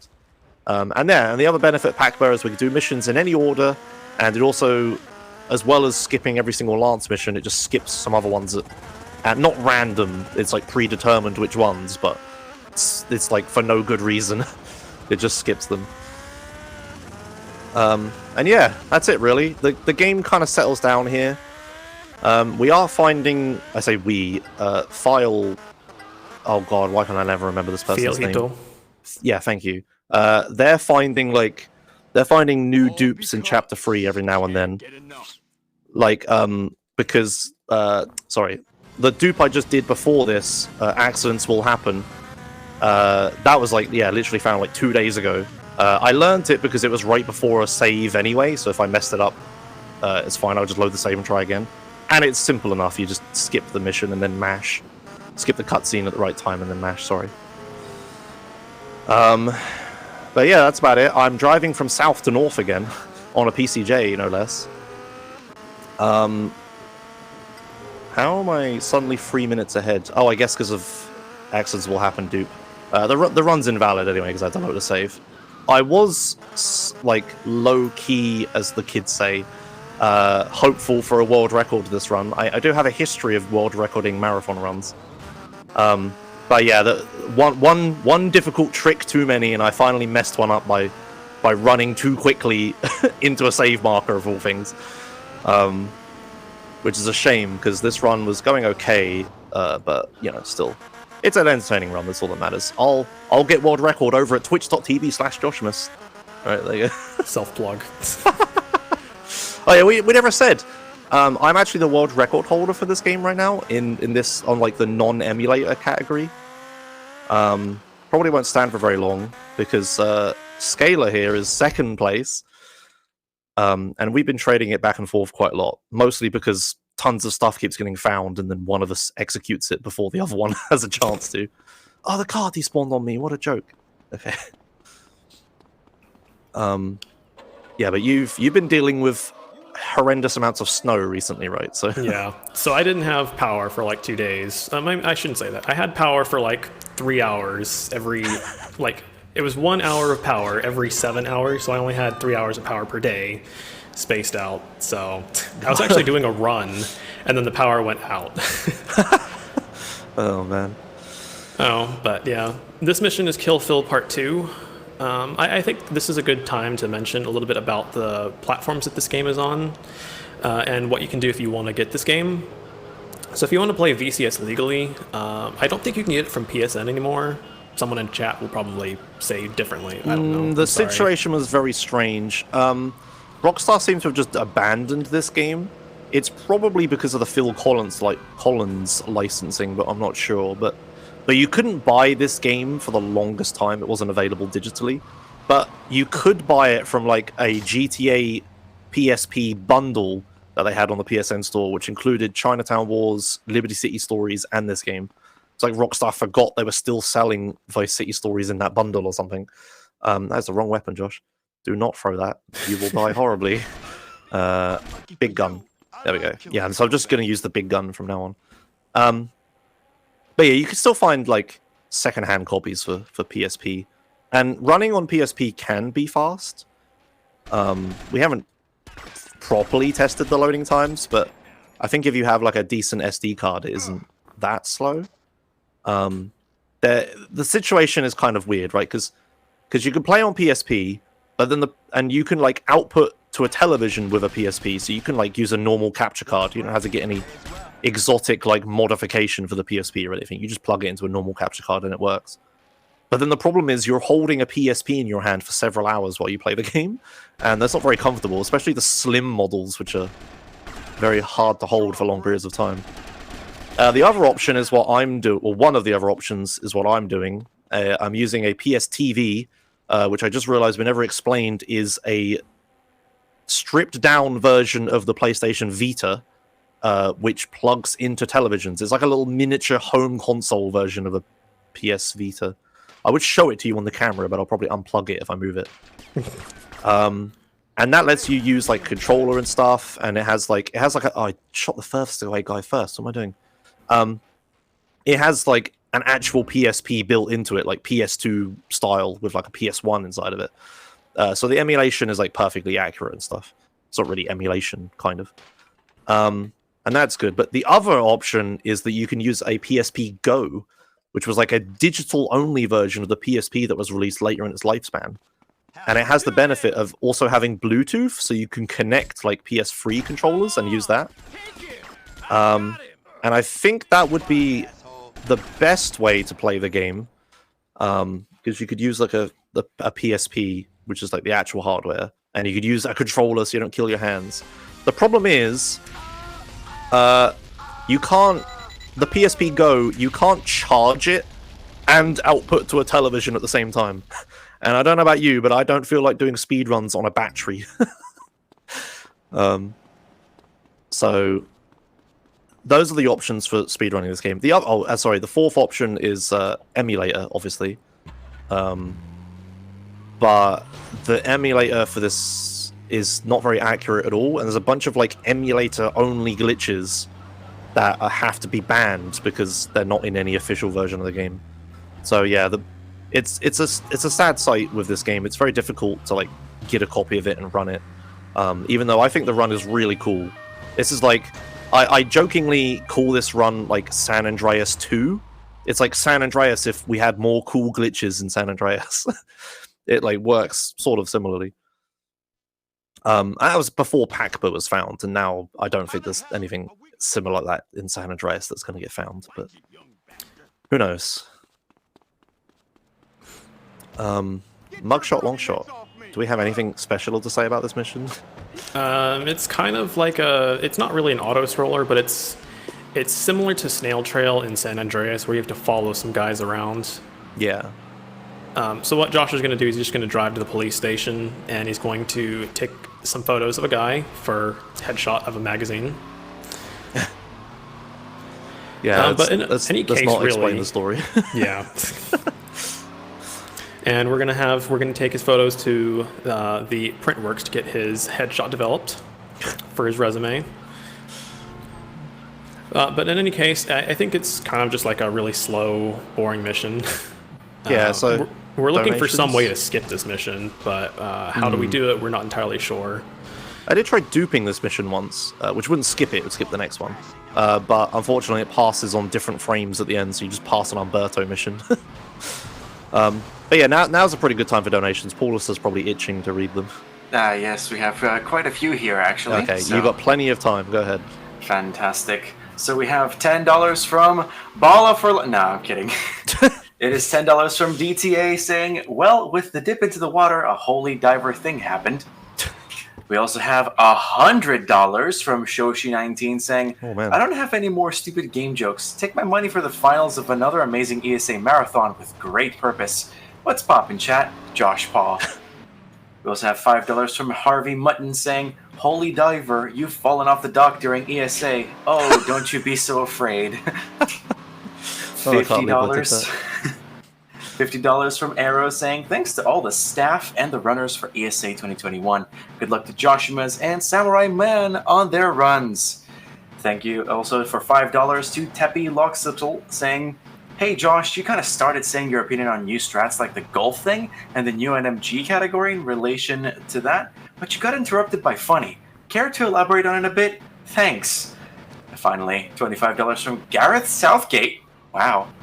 A big thank you to all the runners, staff, viewers, and donors. This event has been especially fun to watch, and I'm happy to donate to a good cause. Less than 3. And with those donations, we've crossed $47,000. Oh, man. Exciting. Yeah, care to elaborate on the new strats, Josh?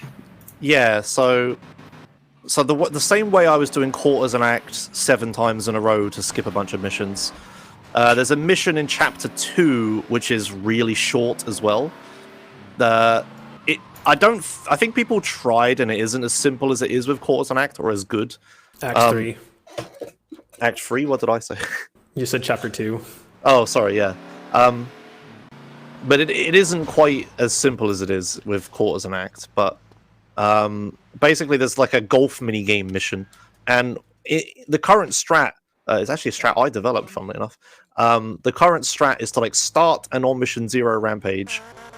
While you're waiting for the 2 minutes, you do homes on the range, and then you dupe the next mission while you're just doing a mission while the rampage timer counts down. But that mission is so short that in theory, you could do the same thing with quarters and act, where you just like keep passing it, but like passing a different mission each time. And that, when we figured this out, I was very, very scared because I thought the game was going to turn into doing Chapter 1 and it's all cool and you're doing all these dupes and stuff. Chapter 2 is quarters and act 7 times, and then Chapter 3 is doing homes on the range 13 times. I was very afraid it would turn into that, but thankfully it seems like it might not happen. But who knows what else is going to get found. Loads of stuff is getting found all the time in this game right now. But yeah, there's some new strats. Like, there's some more missions I could dupe. Like, I could dupe the exchange. I could dupe over the top. We should talk about over the top dupe. Before Pakba was found, the route was that you would dupe the second to last mission to skip the last mission, and the game would just end. But the problem is, duping it was so incredibly difficult that it was like basically luck. I always like to qualify it. Like when speedrunners say RNG, they often use this term incorrectly. RNG means random number generator, which means there's like a function in the game which rolls a dice and goes, you got 7, do this thing, right? That's RNG. The thing with Over the Top Dupe is it wasn't like a random number generator RNG. It's what I call fleshy meat bag RNG, which is where I cannot mash the X button frame perfectly through a cutscene with exactly the same rhythm every single time. So we get seemingly random results from it. But it isn't random in a sense. It's just me pressing the button at not the same time every time. But yeah, it would turn into like... Over the Top Dupe was so horrible. Like, trying to do the dupe, 50% of the time, roughly, the game would just crash on the final mission. Which was horrible. And then the other 50% of the time, you would actually do it. You'd get to do the mission. It was like difficult to do it because it was duped. And the game could crash at any moment because it was so unstable that it would just love to crash. And several times, I think more than once, I had a run where I had stolen the helicopter that you needed to steal, and I was flying to the final marker. The game was about to end, and the game crashed. Like, as I'm flying with world record pace towards the final marker. I'm pretty sure that happened to me more than once. Really, really heartbreaking. So, we technically could still do that dupe now, but thankfully it doesn't seem like it's faster, because we'd have to, like, travel to a rampage marker and come back and stuff, so thankfully we don't do that anymore. But yeah, anyway, to finish my thought, I keep getting sidetracked, sorry.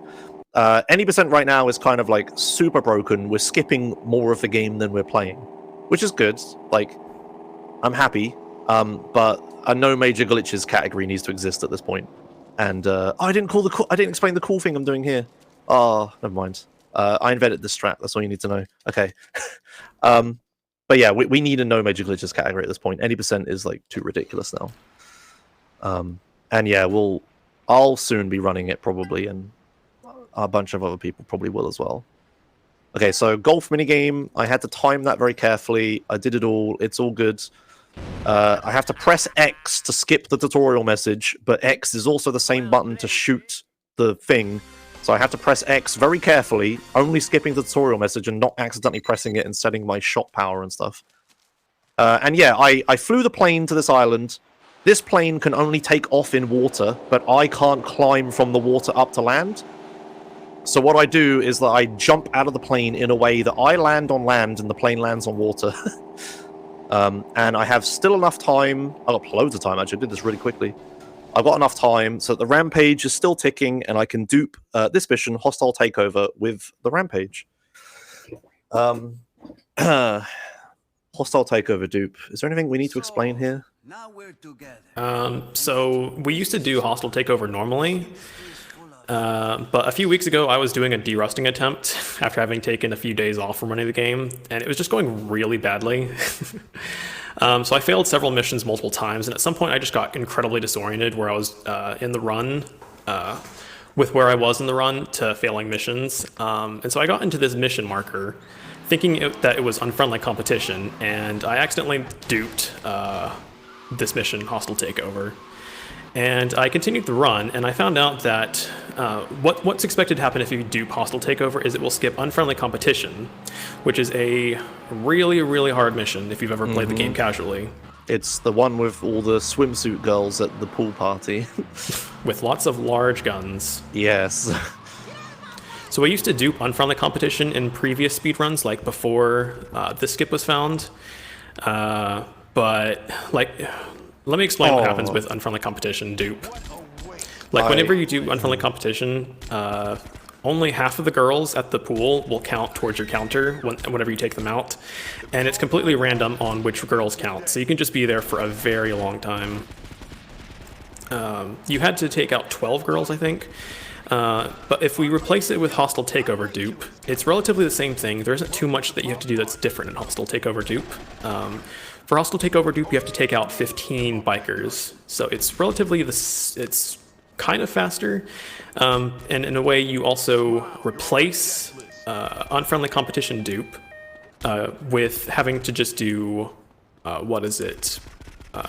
burning bridges at the very end of the run. I just realized I forgot to pick up more big gun ammo, so I don't have enough. There's a strat you can do here where you shoot all those guys with the big gun ammo before they can drive away, but I'm not going to be able to do it. I'm going to have to just do it old school. Uh-oh, I can't do it old school either. Okay, where's the big gun? more than you. I'll just kill a few of them and take their bike. Yeah, I messed up. I forgot to grab more ammo. It's because the route changed and we dupe accidents will happen, so we're skipping the mission where I would normally pick up more ammo. It's throwing me off. It's fine. I can recover from this. I'll just go pick up ammo in a bit. Hopefully I don't die here. You have to go back and get that guy. Yeah. This is a bit slow because I should have killed them all by now a long time ago. Is that all of them? Okay, cool. Never mind. When should I pick up more big gun? Actually, no, I should be fine. There's not more. Is there more times I need it? I'm trying to think. No. It's just the final mission, and I can just... Oh, sorry, last stand, and I can just use the AK. It's fine. Yeah. Anyway, continue, sorry. Or were you done? Sorry. Oh, God! Oh, no! Oh, that complicates things quite a lot. You can't buy your weapons back when you get busted, can you? No, you can. But I think Where? the pager screwed you over. Oh, okay, great. Sick. That's a problem. Okay. Yeah, if the marker disappears, I think it's GG on that. Okay, that's a thing that happened. Okay, so what do I need? I need Molotovs in order to death warp. I can replace them with grenades, and I know where grenades spawn. Oh, I could grab the remote grenades right now, couldn't I? Yeah. Let's do that just to be safe in case I forget to get the correct grenades later. Oh, the car doesn't spawn. Oh, this is so arse. What the hell? Okay. You get a Phoenix. So yeah, sure, but the Deluxo is cool. It's an exclusive vehicle as well. Oh well. But yeah, I need big gun. I need a explosive to teleport to hospitals with. I'll just take this. It's fine. Is this fine? This is fine, right? You don't need any guns for... actually, no, you do need a gun. Yeah, I'll need to kill all the dudes in this mission. That's fine. I'll just go grab the big gun. This is really slow, but whatever. I got absolutely screwed by the game. There's just a cop right there as I steal a car, and I left the door open. I could have shut the door and maybe got away with it, but I didn't expect that I was going to get busted instantly. What can I say? Okay. Anyway, continue. I know how to recover. It's okay. The nice thing that's the nice convenient thing about PACBA also is that there's another mission that we seemingly gets randomly skipped. So like what would happen is we would do unfriendly competition dupe to skip high wire, which is the mission after that, which is Mendez mission, right? Yeah. Yes, and it's a really, really long, horrible mission. Yeah, I think you have to fly around in a helicopter, right? Have you ever done it? I've done it once, casually. Okay, yeah, we've been skipping that mission for a long time. Yeah, it's you fly across the entire map with a helicopter waiting for cars to do things. It's really horrible. So what would happen is we would use unfriendly competition dupe to skip that mission. But as it turns out, if you dupe hostile takeover, you actually PACBA will actually cause you to be able to skip the mission unfriendly competition as well as high wire. So that was something that was really convenient that we didn't know already until I goofed and found it accidentally. Yeah. That's how a lot of skips in this game recently have been found, is people doing the wrong thing. Yeah, it's just all kind of accidentally, like we found the out of bounds thing because I accidentally drove into a wall on a police bike. We never did explain vigilante, why we need that for a rampage, but I guess at this point we're just not going to explain it. How do we not explain that? It's like the fundamental. I don't know. Long story short, we need vigilante to get an on mission 0 rampage, which is why I've been getting police bikes the whole time before I start a rampage. You can't just start a rampage and start a mission. It's not that simple. Okay. Did an Omega strat there. All right. Yeah. This mission's going to be a little bit weird. So I did a thing earlier where I let a rampage end while I was in a cinematic cutscene. And normally when a rampage ends, it takes like all the ammo you had away from you. So like if you do a Molotov Rampage, the game gives you 30,000 Molotov ammo. And you have to use that for the rampage. And then at the end of the rampage, it takes that Molotov away from you and then gives you your normal guns back. Also, I should not have done that. I almost died. It's too cool to not do though. Doesn't save any time. But because I was in a cinematic cutscene, there's money here. because I was in a cinematic cutscene when the rampage ends, for whatever reason, it just fails to take the weapon away from you. So I had essentially infinite Molotov ammo earlier. We used to do a thing where we used to get infinite AK ammo as well, and that was pretty nice. So I was going to use Molotovs in this mission. I was just going to chuck a load of Molotovs until everybody died and be done with it. But because I got busted and I couldn't buy my weapons back because a pager came in instantly, yeah, now I'm really going to be scrounging for weapons. I know there's a Molotov spawn, and Momo is going to be really mad because he's been convincing me to learn it to pick it up in a certain mission to do a slightly different route. And if I had done that, I could pick up Molotovs now, but I don't know where they are, so I'm just not going to do that. We'll just go with remote grenades, I suppose. That's fine. It works for what I need to do with it. Right, Cover your ears. Oh yeah, copyrighted music. Everybody, stop listening. Even if it's slow motion, it's still... Oromit will have fun muting this part of the VOD. Yeah, another benefit, if I had Molotovs, I would accidentally blow up the radio that's playing the music. But obviously I don't have them, so I can't. And yeah, this is unmutable. Like, it doesn't use the music volume, it uses like the generic sound effect volume. So unless I play like with no sound effects at all, you can't actually get rid of that music. It's the one point in the run where that happens. Please stop, friends. Oh my god, am I going to get busted again? Can I shut the door? Oh dear. Vic, shut the door. He doesn't want to shut the door because he keeps turning because he's drunk. Okay, that's fine. I'll just not get busted, I guess. Yes, we stole back all of the paracetamol that we were supposed to be selling to some people, and now we're going to drive it back. But yeah, Chapter 3 is mostly normal at this point in the route. Yeah, like I was saying, there are some more dupes that I could have learned, but I didn't because they're scary, and it's right before a marathon run. But yeah, it kind of calms down now and just turns into a normal GTA. And oh god, can I like not? Oh, thank you. Now don't arrest me.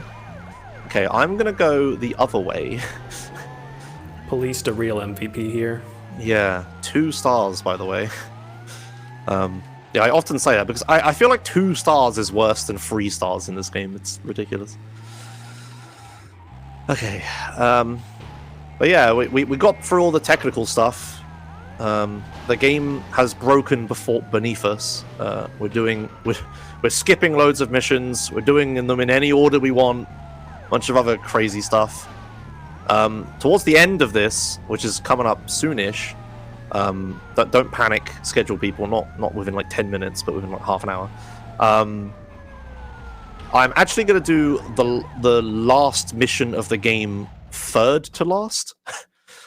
And it has a really funny side effect when you do that, but we'll explain it when we get there. But yeah, we're just doing whatever the hell we want at this point. We should also say, actually, that recently, Powdernet, who's like the main like code master of GTA games, he's the one that finds most of the stuff, especially for like the handheld games for like VCS and LCS, and also for San Andreas when I was running it.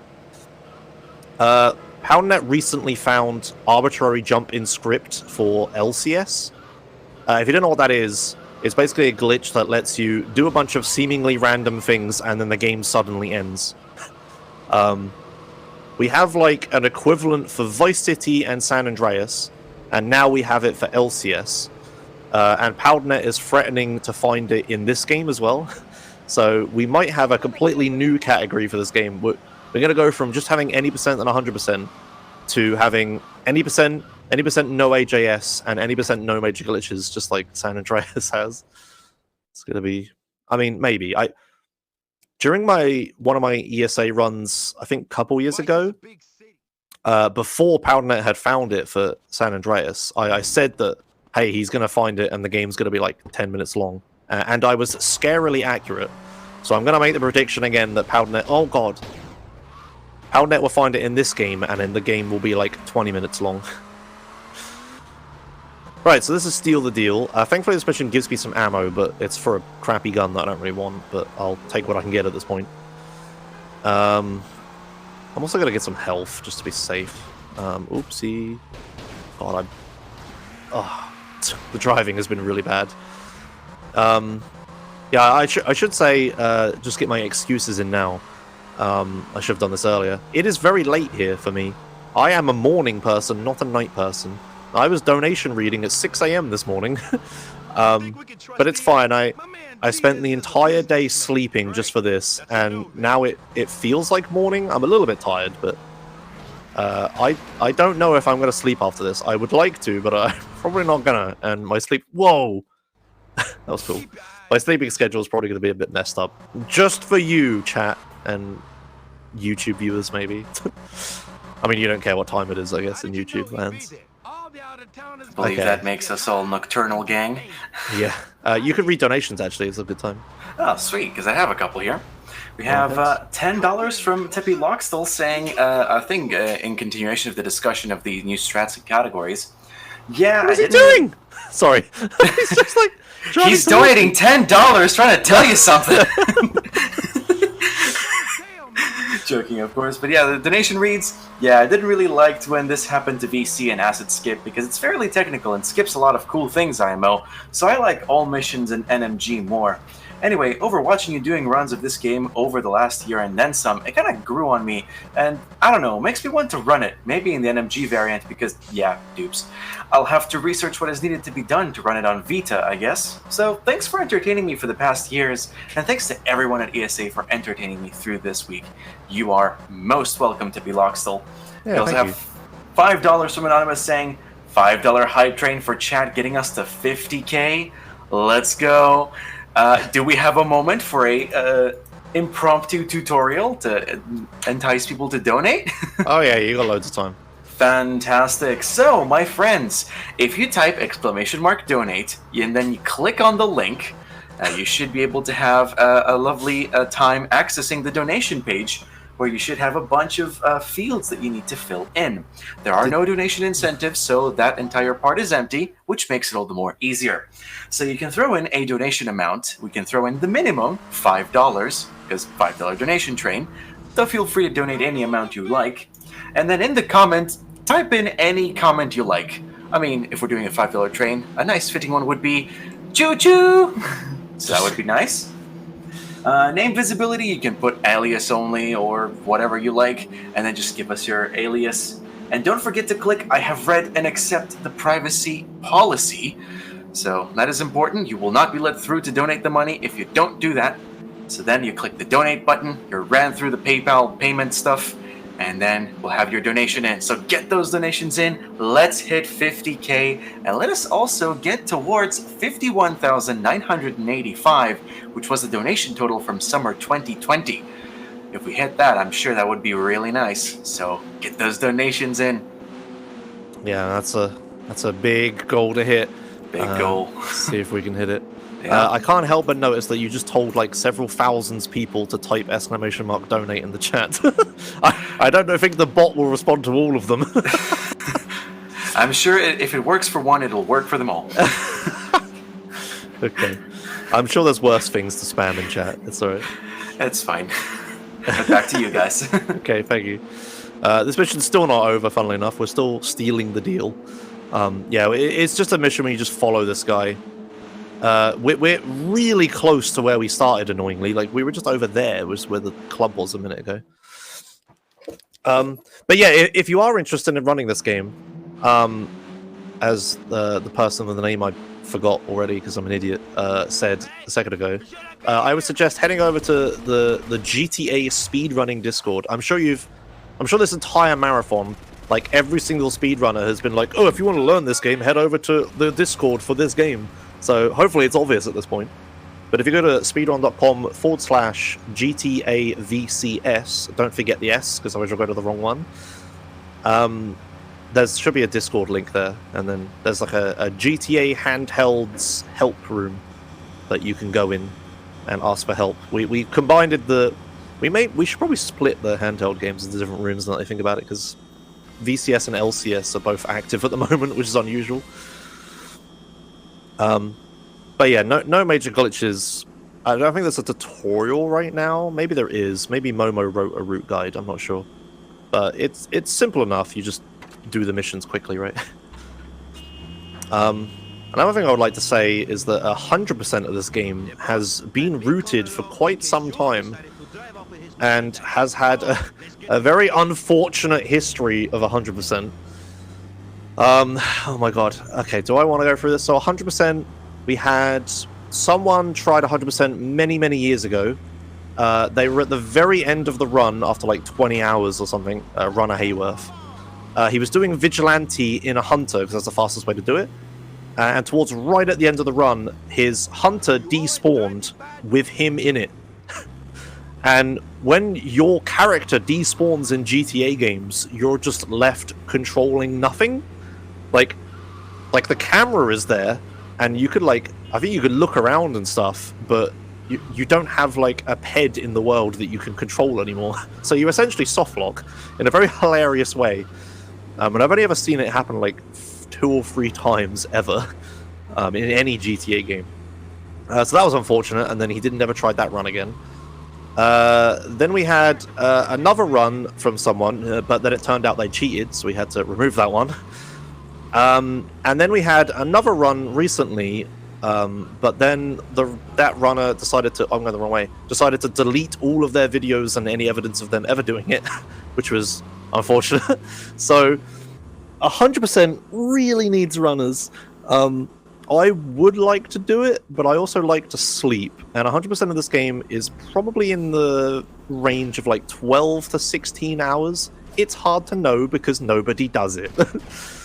So if you want a literal free world record, open up the 100% root document somewhere. I don't know, it might be on speedrun.com, and buckle up for a 16-hour long experience. I mean, okay, you will actually need to practice because there will be some dupes and stuff involved, but for the most part, it's literally free.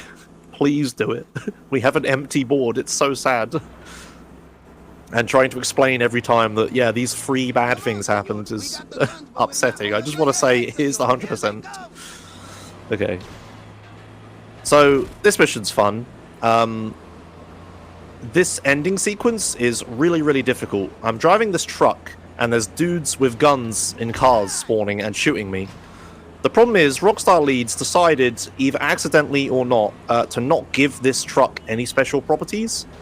It has completely normal values. It has normal health. That's not invulnerable to anything. It's not bulletproof or anything like that. And these guys, you may have noticed, people in cars shoot guns very quickly. I was doing it in an auto-scroller like an hour or 2 ago. And that applies to AIs as well that are shooting me. So I need to be very, very careful here. I drive along the grass to avoid a bunch of spawns. Thankfully it's okay. The truck isn't even smoking that much. It seems good. But if you get unlucky and if you crash once and there's an enemy near you, he'll just instantly blow up your truck and you have to redo the whole mission. It's quite dumb. And also I've been told the sniping part is a bit hard if you haven't memorized where all the dudes are and stand on top of the car. Yeah, so we are actually coming towards the end of this run. There are only 4 missions left. Wait, is that right? We got Over the Top, Not Quite Last Stand, Burning Bridges, and So Long Song Dupe. Yeah, that is right. Okay, so yeah, chapter 3 has been mostly normal. I've just been doing missions normally, no like fancy stuff, no duping or anything. But thankfully, well, thankfully or not, the last mission I'm going to do, which isn't actually the last mission of the game, we are going to do fancily, as I put it.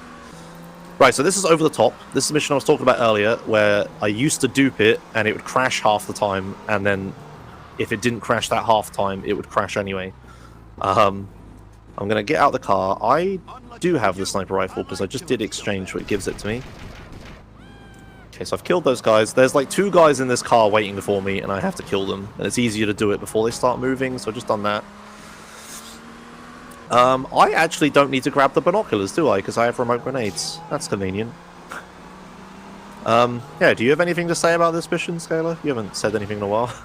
Oh god, I've done the thing that I always do. Why do I forget this? Sorry, continue.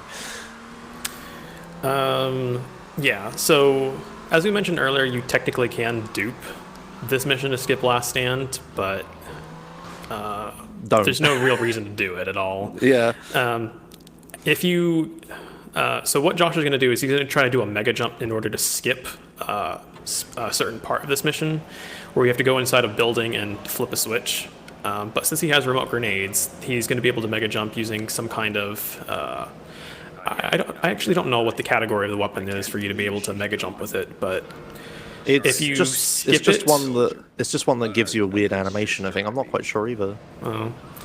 Yeah, if you skip that sequence, if you get in the helicopter and then you get out, you automatically fail a mission. So Josh is going to try and eliminate every single guy that he can. I like how you reminded me of that.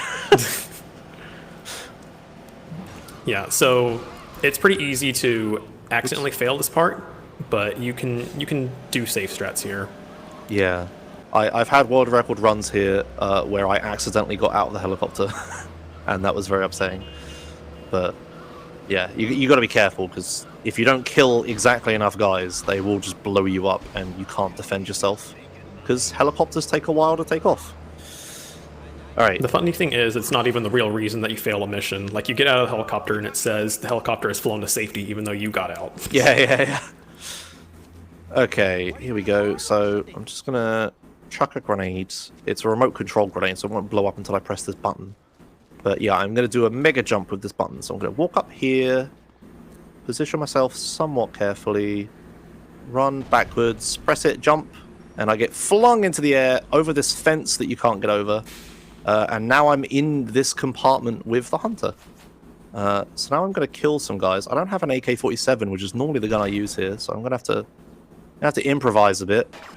So let's kill these guys. Might want to get away from the hunter. Yeah, they're shooting the hunter, aren't they? Because I'm stood next to it. Let's kill these guys. I'm trying to conserve ammo because I need it. That guy, let's kill. I'm going to play so unbelievably safe. Okay, that should be good. The only other guy is a mile away, I hope. And he shouldn't be able to hit me from there. Let's see. Will I get shot at?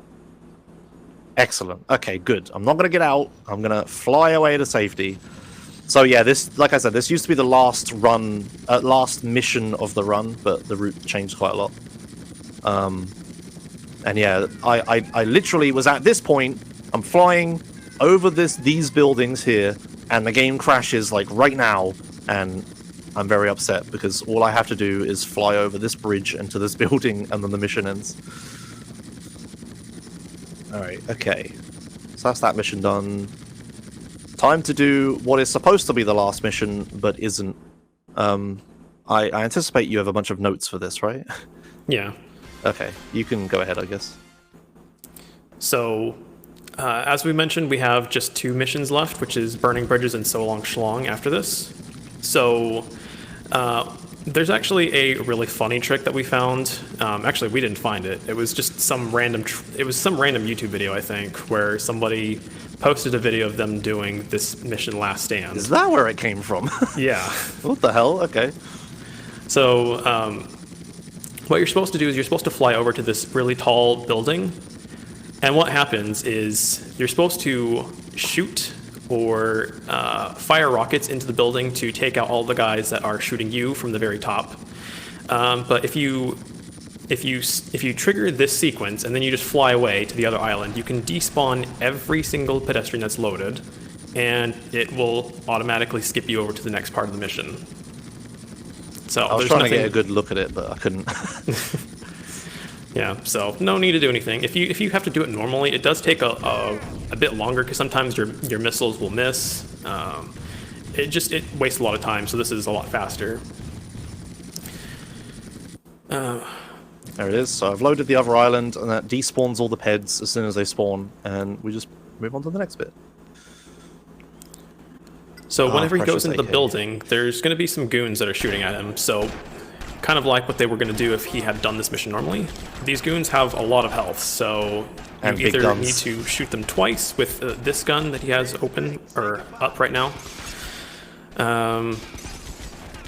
What you could do is if you had the AK, if Josh were trying to conserve ammo, if he had the AK still, you could shoot them in the leg or the arm, and that would take them down pretty much instantly. But I can't manual aim. It's broken. That's a thing that happens sometimes. You can manual aim with weapons, but for a bunch of reasons, sometimes the button just doesn't work anymore, so I can't do it. Never mind. Okay, so that's all the goons dead. Now for the helicopter part. So there's a trick that you can do where you can, actually I'll wait for the helicopter to come on screen, I'm on a bit of a delay, but there's a trick that you can do where you can snipe this helicopter before you're supposed to do it intended. And you need to destroy this helicopter in order to progress the mission. But if you do it right now, then you just need to take out these guys, and then you can just go to the roof. Yep. Now for what's supposed to be the final boss battle against two characters that you don't know who are, because I've skipped all the cutscenes and a bunch of missions. Okay. Switch your grenades. Yep. You want to explain what's happening? So what normally happens is, because this is intended to be the last mission of the game, it would take you over to the credits, because you've passed every single mission that's on the map. But since you haven't passed every single mission, it just takes you to this black loading screen. And you technically do have control, but you'd just be in this black loading screen forever. So what you do is you can actually grenade yourself, and you would end up getting out of this loading screen. Why am I not dying? Can you press start? Okay. What the? That was weird. I just eventually spawned. What happened? I don't understand. Okay, keep explaining. I got through it, I guess. Yeah, so if you... Normally what would happen is the credits would play there, but since there is no credits after that mission, since we didn't complete everything, then you just get stuck in that black loading screen forever until you can... Unless you can death warp. But in any case, we have 2 missions left, which is... the next one that we're going to do is Burning Bridges. And Josh got busted earlier, which took away all of his weapons, but conveniently enough, this mission will also get rid of your weapons, so there's not really too much to worry about at this point. I just realized I bought my weapons back again. Why do I always do this? Yeah, this mission takes all of your weapons away. It despawns most of them, but some of them will be behind me, but there's no point picking them up at this point. There's only a few missions left, so I'm just gonna not. But I bought my weapons back when I died. It was pointless. I'm gonna lose them here. Oh god, what are you doing? Jeez. Yeah, so we save this mission second last because, yeah, it takes all your weapons away, so we don't want that to happen. We could have done this like way earlier, but we just save it for now, just for convenience. I have taken a decent amount of damage. So these snipers here, there's 2 snipers. They could kill me. Hopefully they don't. Can you target the thing, Vic? Thank you. Ooh, that was close. Ooh, that was close as well. Okay, that one actually hit me. That one almost did. Okay, it's fine. I made it. Cool. All right, so this cool. is the mission that replaces Unfriendly Competition, which, as I mentioned, can take like 2 to 4 minutes, depending on how lucky you get. But this is just a pretty easy run-through mission, so it's a little bit faster than doing Unfriendly Competition, and safer. Yeah. That's actually another contender for like a do it 7 times to skip other missions mission, because it's so short. The only problem is it puts you here so far away from where it starts. Okay, so final mission. I'll let you do the talking. So what Josh is going to do is he's going to dupe this next mission. So we have 1 mission marker left on the map, which is Rennie. And the mission that we're going to do is called So Long Shlong. So duping the mission is not really hard, but it can be a run killer. So this is actually one of the dupes where we don't want to skip the cutscene on 0 seconds. We're going to dupe it, or we're going to skip it at 1 second remaining on the timer. But we're... what am I trying to say about this mission? Well, I would like to say that before PACBA, there used to be a lot more dupes, because obviously we did more missions. And there used to be a lot of really complicated dupes that you had to like press this button at a certain time and then wait and then spam it for this amount of time and stuff like that. The only 2 missions really left like that are like Truck Stop and this mission about to do So Long Slong. Most of the other dupes now are just like, oh, you just walk into the marker and just press X, whatever. So this is like, to me, this is like a remnant of the old Any %. It's like the last somewhat awkward dupe to do that still exists in the run. The mission that this does skip, I believe, is In the Air Tonight, and that takes place at the arena where there's a Phil Collins concert, but conveniently for copyright reasons, we skip that mission by duping this mission, and it also takes us to the end of the game. Yeah, it's funny, we skip we skip every mission that has Phil Collins in it. He doesn't play music in all of them, but it doesn't matter. We just never see Phil Collins. We only do Kill Phil Part 2, which doesn't have Phil Collins in it. We're just protecting him before he gets to a venue. Alright, okay. Let's not mess this up, Josh. Do you think I have time to grab armor? I won't. It doesn't matter, I'm not gonna die. Yeah, you shouldn't need armor. You do, like, what you can do is just grab the big gun. I can't, I'm on a rampage. Well, I mean, like, after the rampage is done. Yeah, it's a very common mistake everybody makes. It's like, oh, we could grab a gun while we're waiting for the rampage to end. It's like, no, we're on a rampage. Okay, right, a little bit of serious time while I time this correctly. Farewell, faithful friend. The phoenix must burn.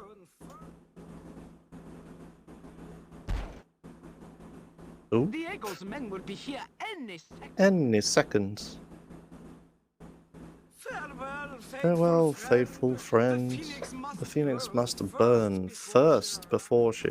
Okay, so I can skip that cutscene a little bit quicker, but it's scary. So I waited a little bit longer than I needed to. Okay, so I've successfully duped to the mission with the careful timing. Yeah, and now I need to kill exactly 24 guys, and I'm not going to forget to count. But I'll count in my head. You can keep talking. So what we're going to do is we're going to eliminate 24 guys, as Josh mentioned. This part, casually, is kind of easy, but when you dupe it, there's twice as many guys, so it goes by a little bit quicker since you can take out twice as many guys at once. There's a dupe of both Rennie and Vic, which they kind of get in the way whenever you're trying to auto-aim at some guys, but other than that, the mission's not really too hard. Once we take out 24 guys, we're going to get a pager from Rennie, who is conveniently standing right next to us, but also elsewhere. And we're going to have to go rescue Rennie. So while we're doing that, there's not really too much else to say at the moment. So if we have any last-minute donations, we can go ahead and do that right now. Indeed, indeed. I believe some people have followed my advice for that $5 donation train. Not many, so I do expect the pace to be picking up from here on out. We don't have much time left. But we have $5 from Balla for Life, and they're saying, donate, chat, we gotta hit 50K. Kept me in suspense. Yes. We also have $5 from Lance Vance, ooh, name rings a bell, saying, he killed my brother. What did you expect me to do? Mow his lawns? Oh, That's whoops. the wrong game. Wrong game, says the rest of the comment. And then we have $25 from Anonymous with no comment, and another $5 from Diaho with no comment as well. But thank you all for those generous donations, and keep them coming. Let's see that train going. Come on. Back to you guys. Thanks. All right. Another difficult part. Scalar can explain again.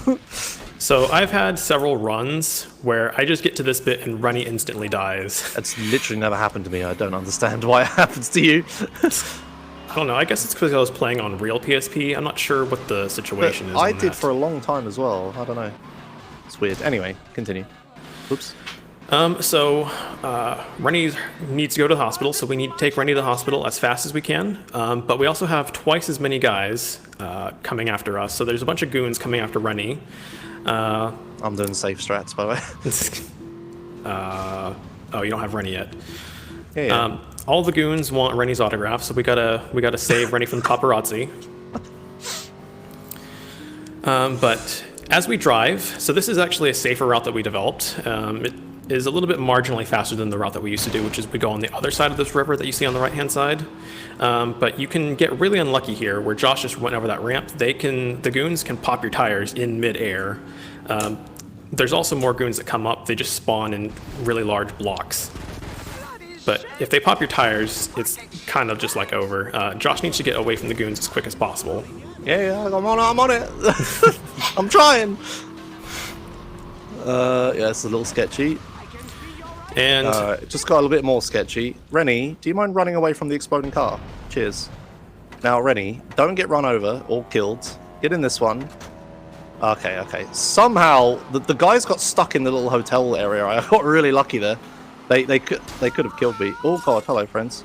This has gone horrendously wrong. I even did like really safe strats with the Phoenix. Whatever. I got there.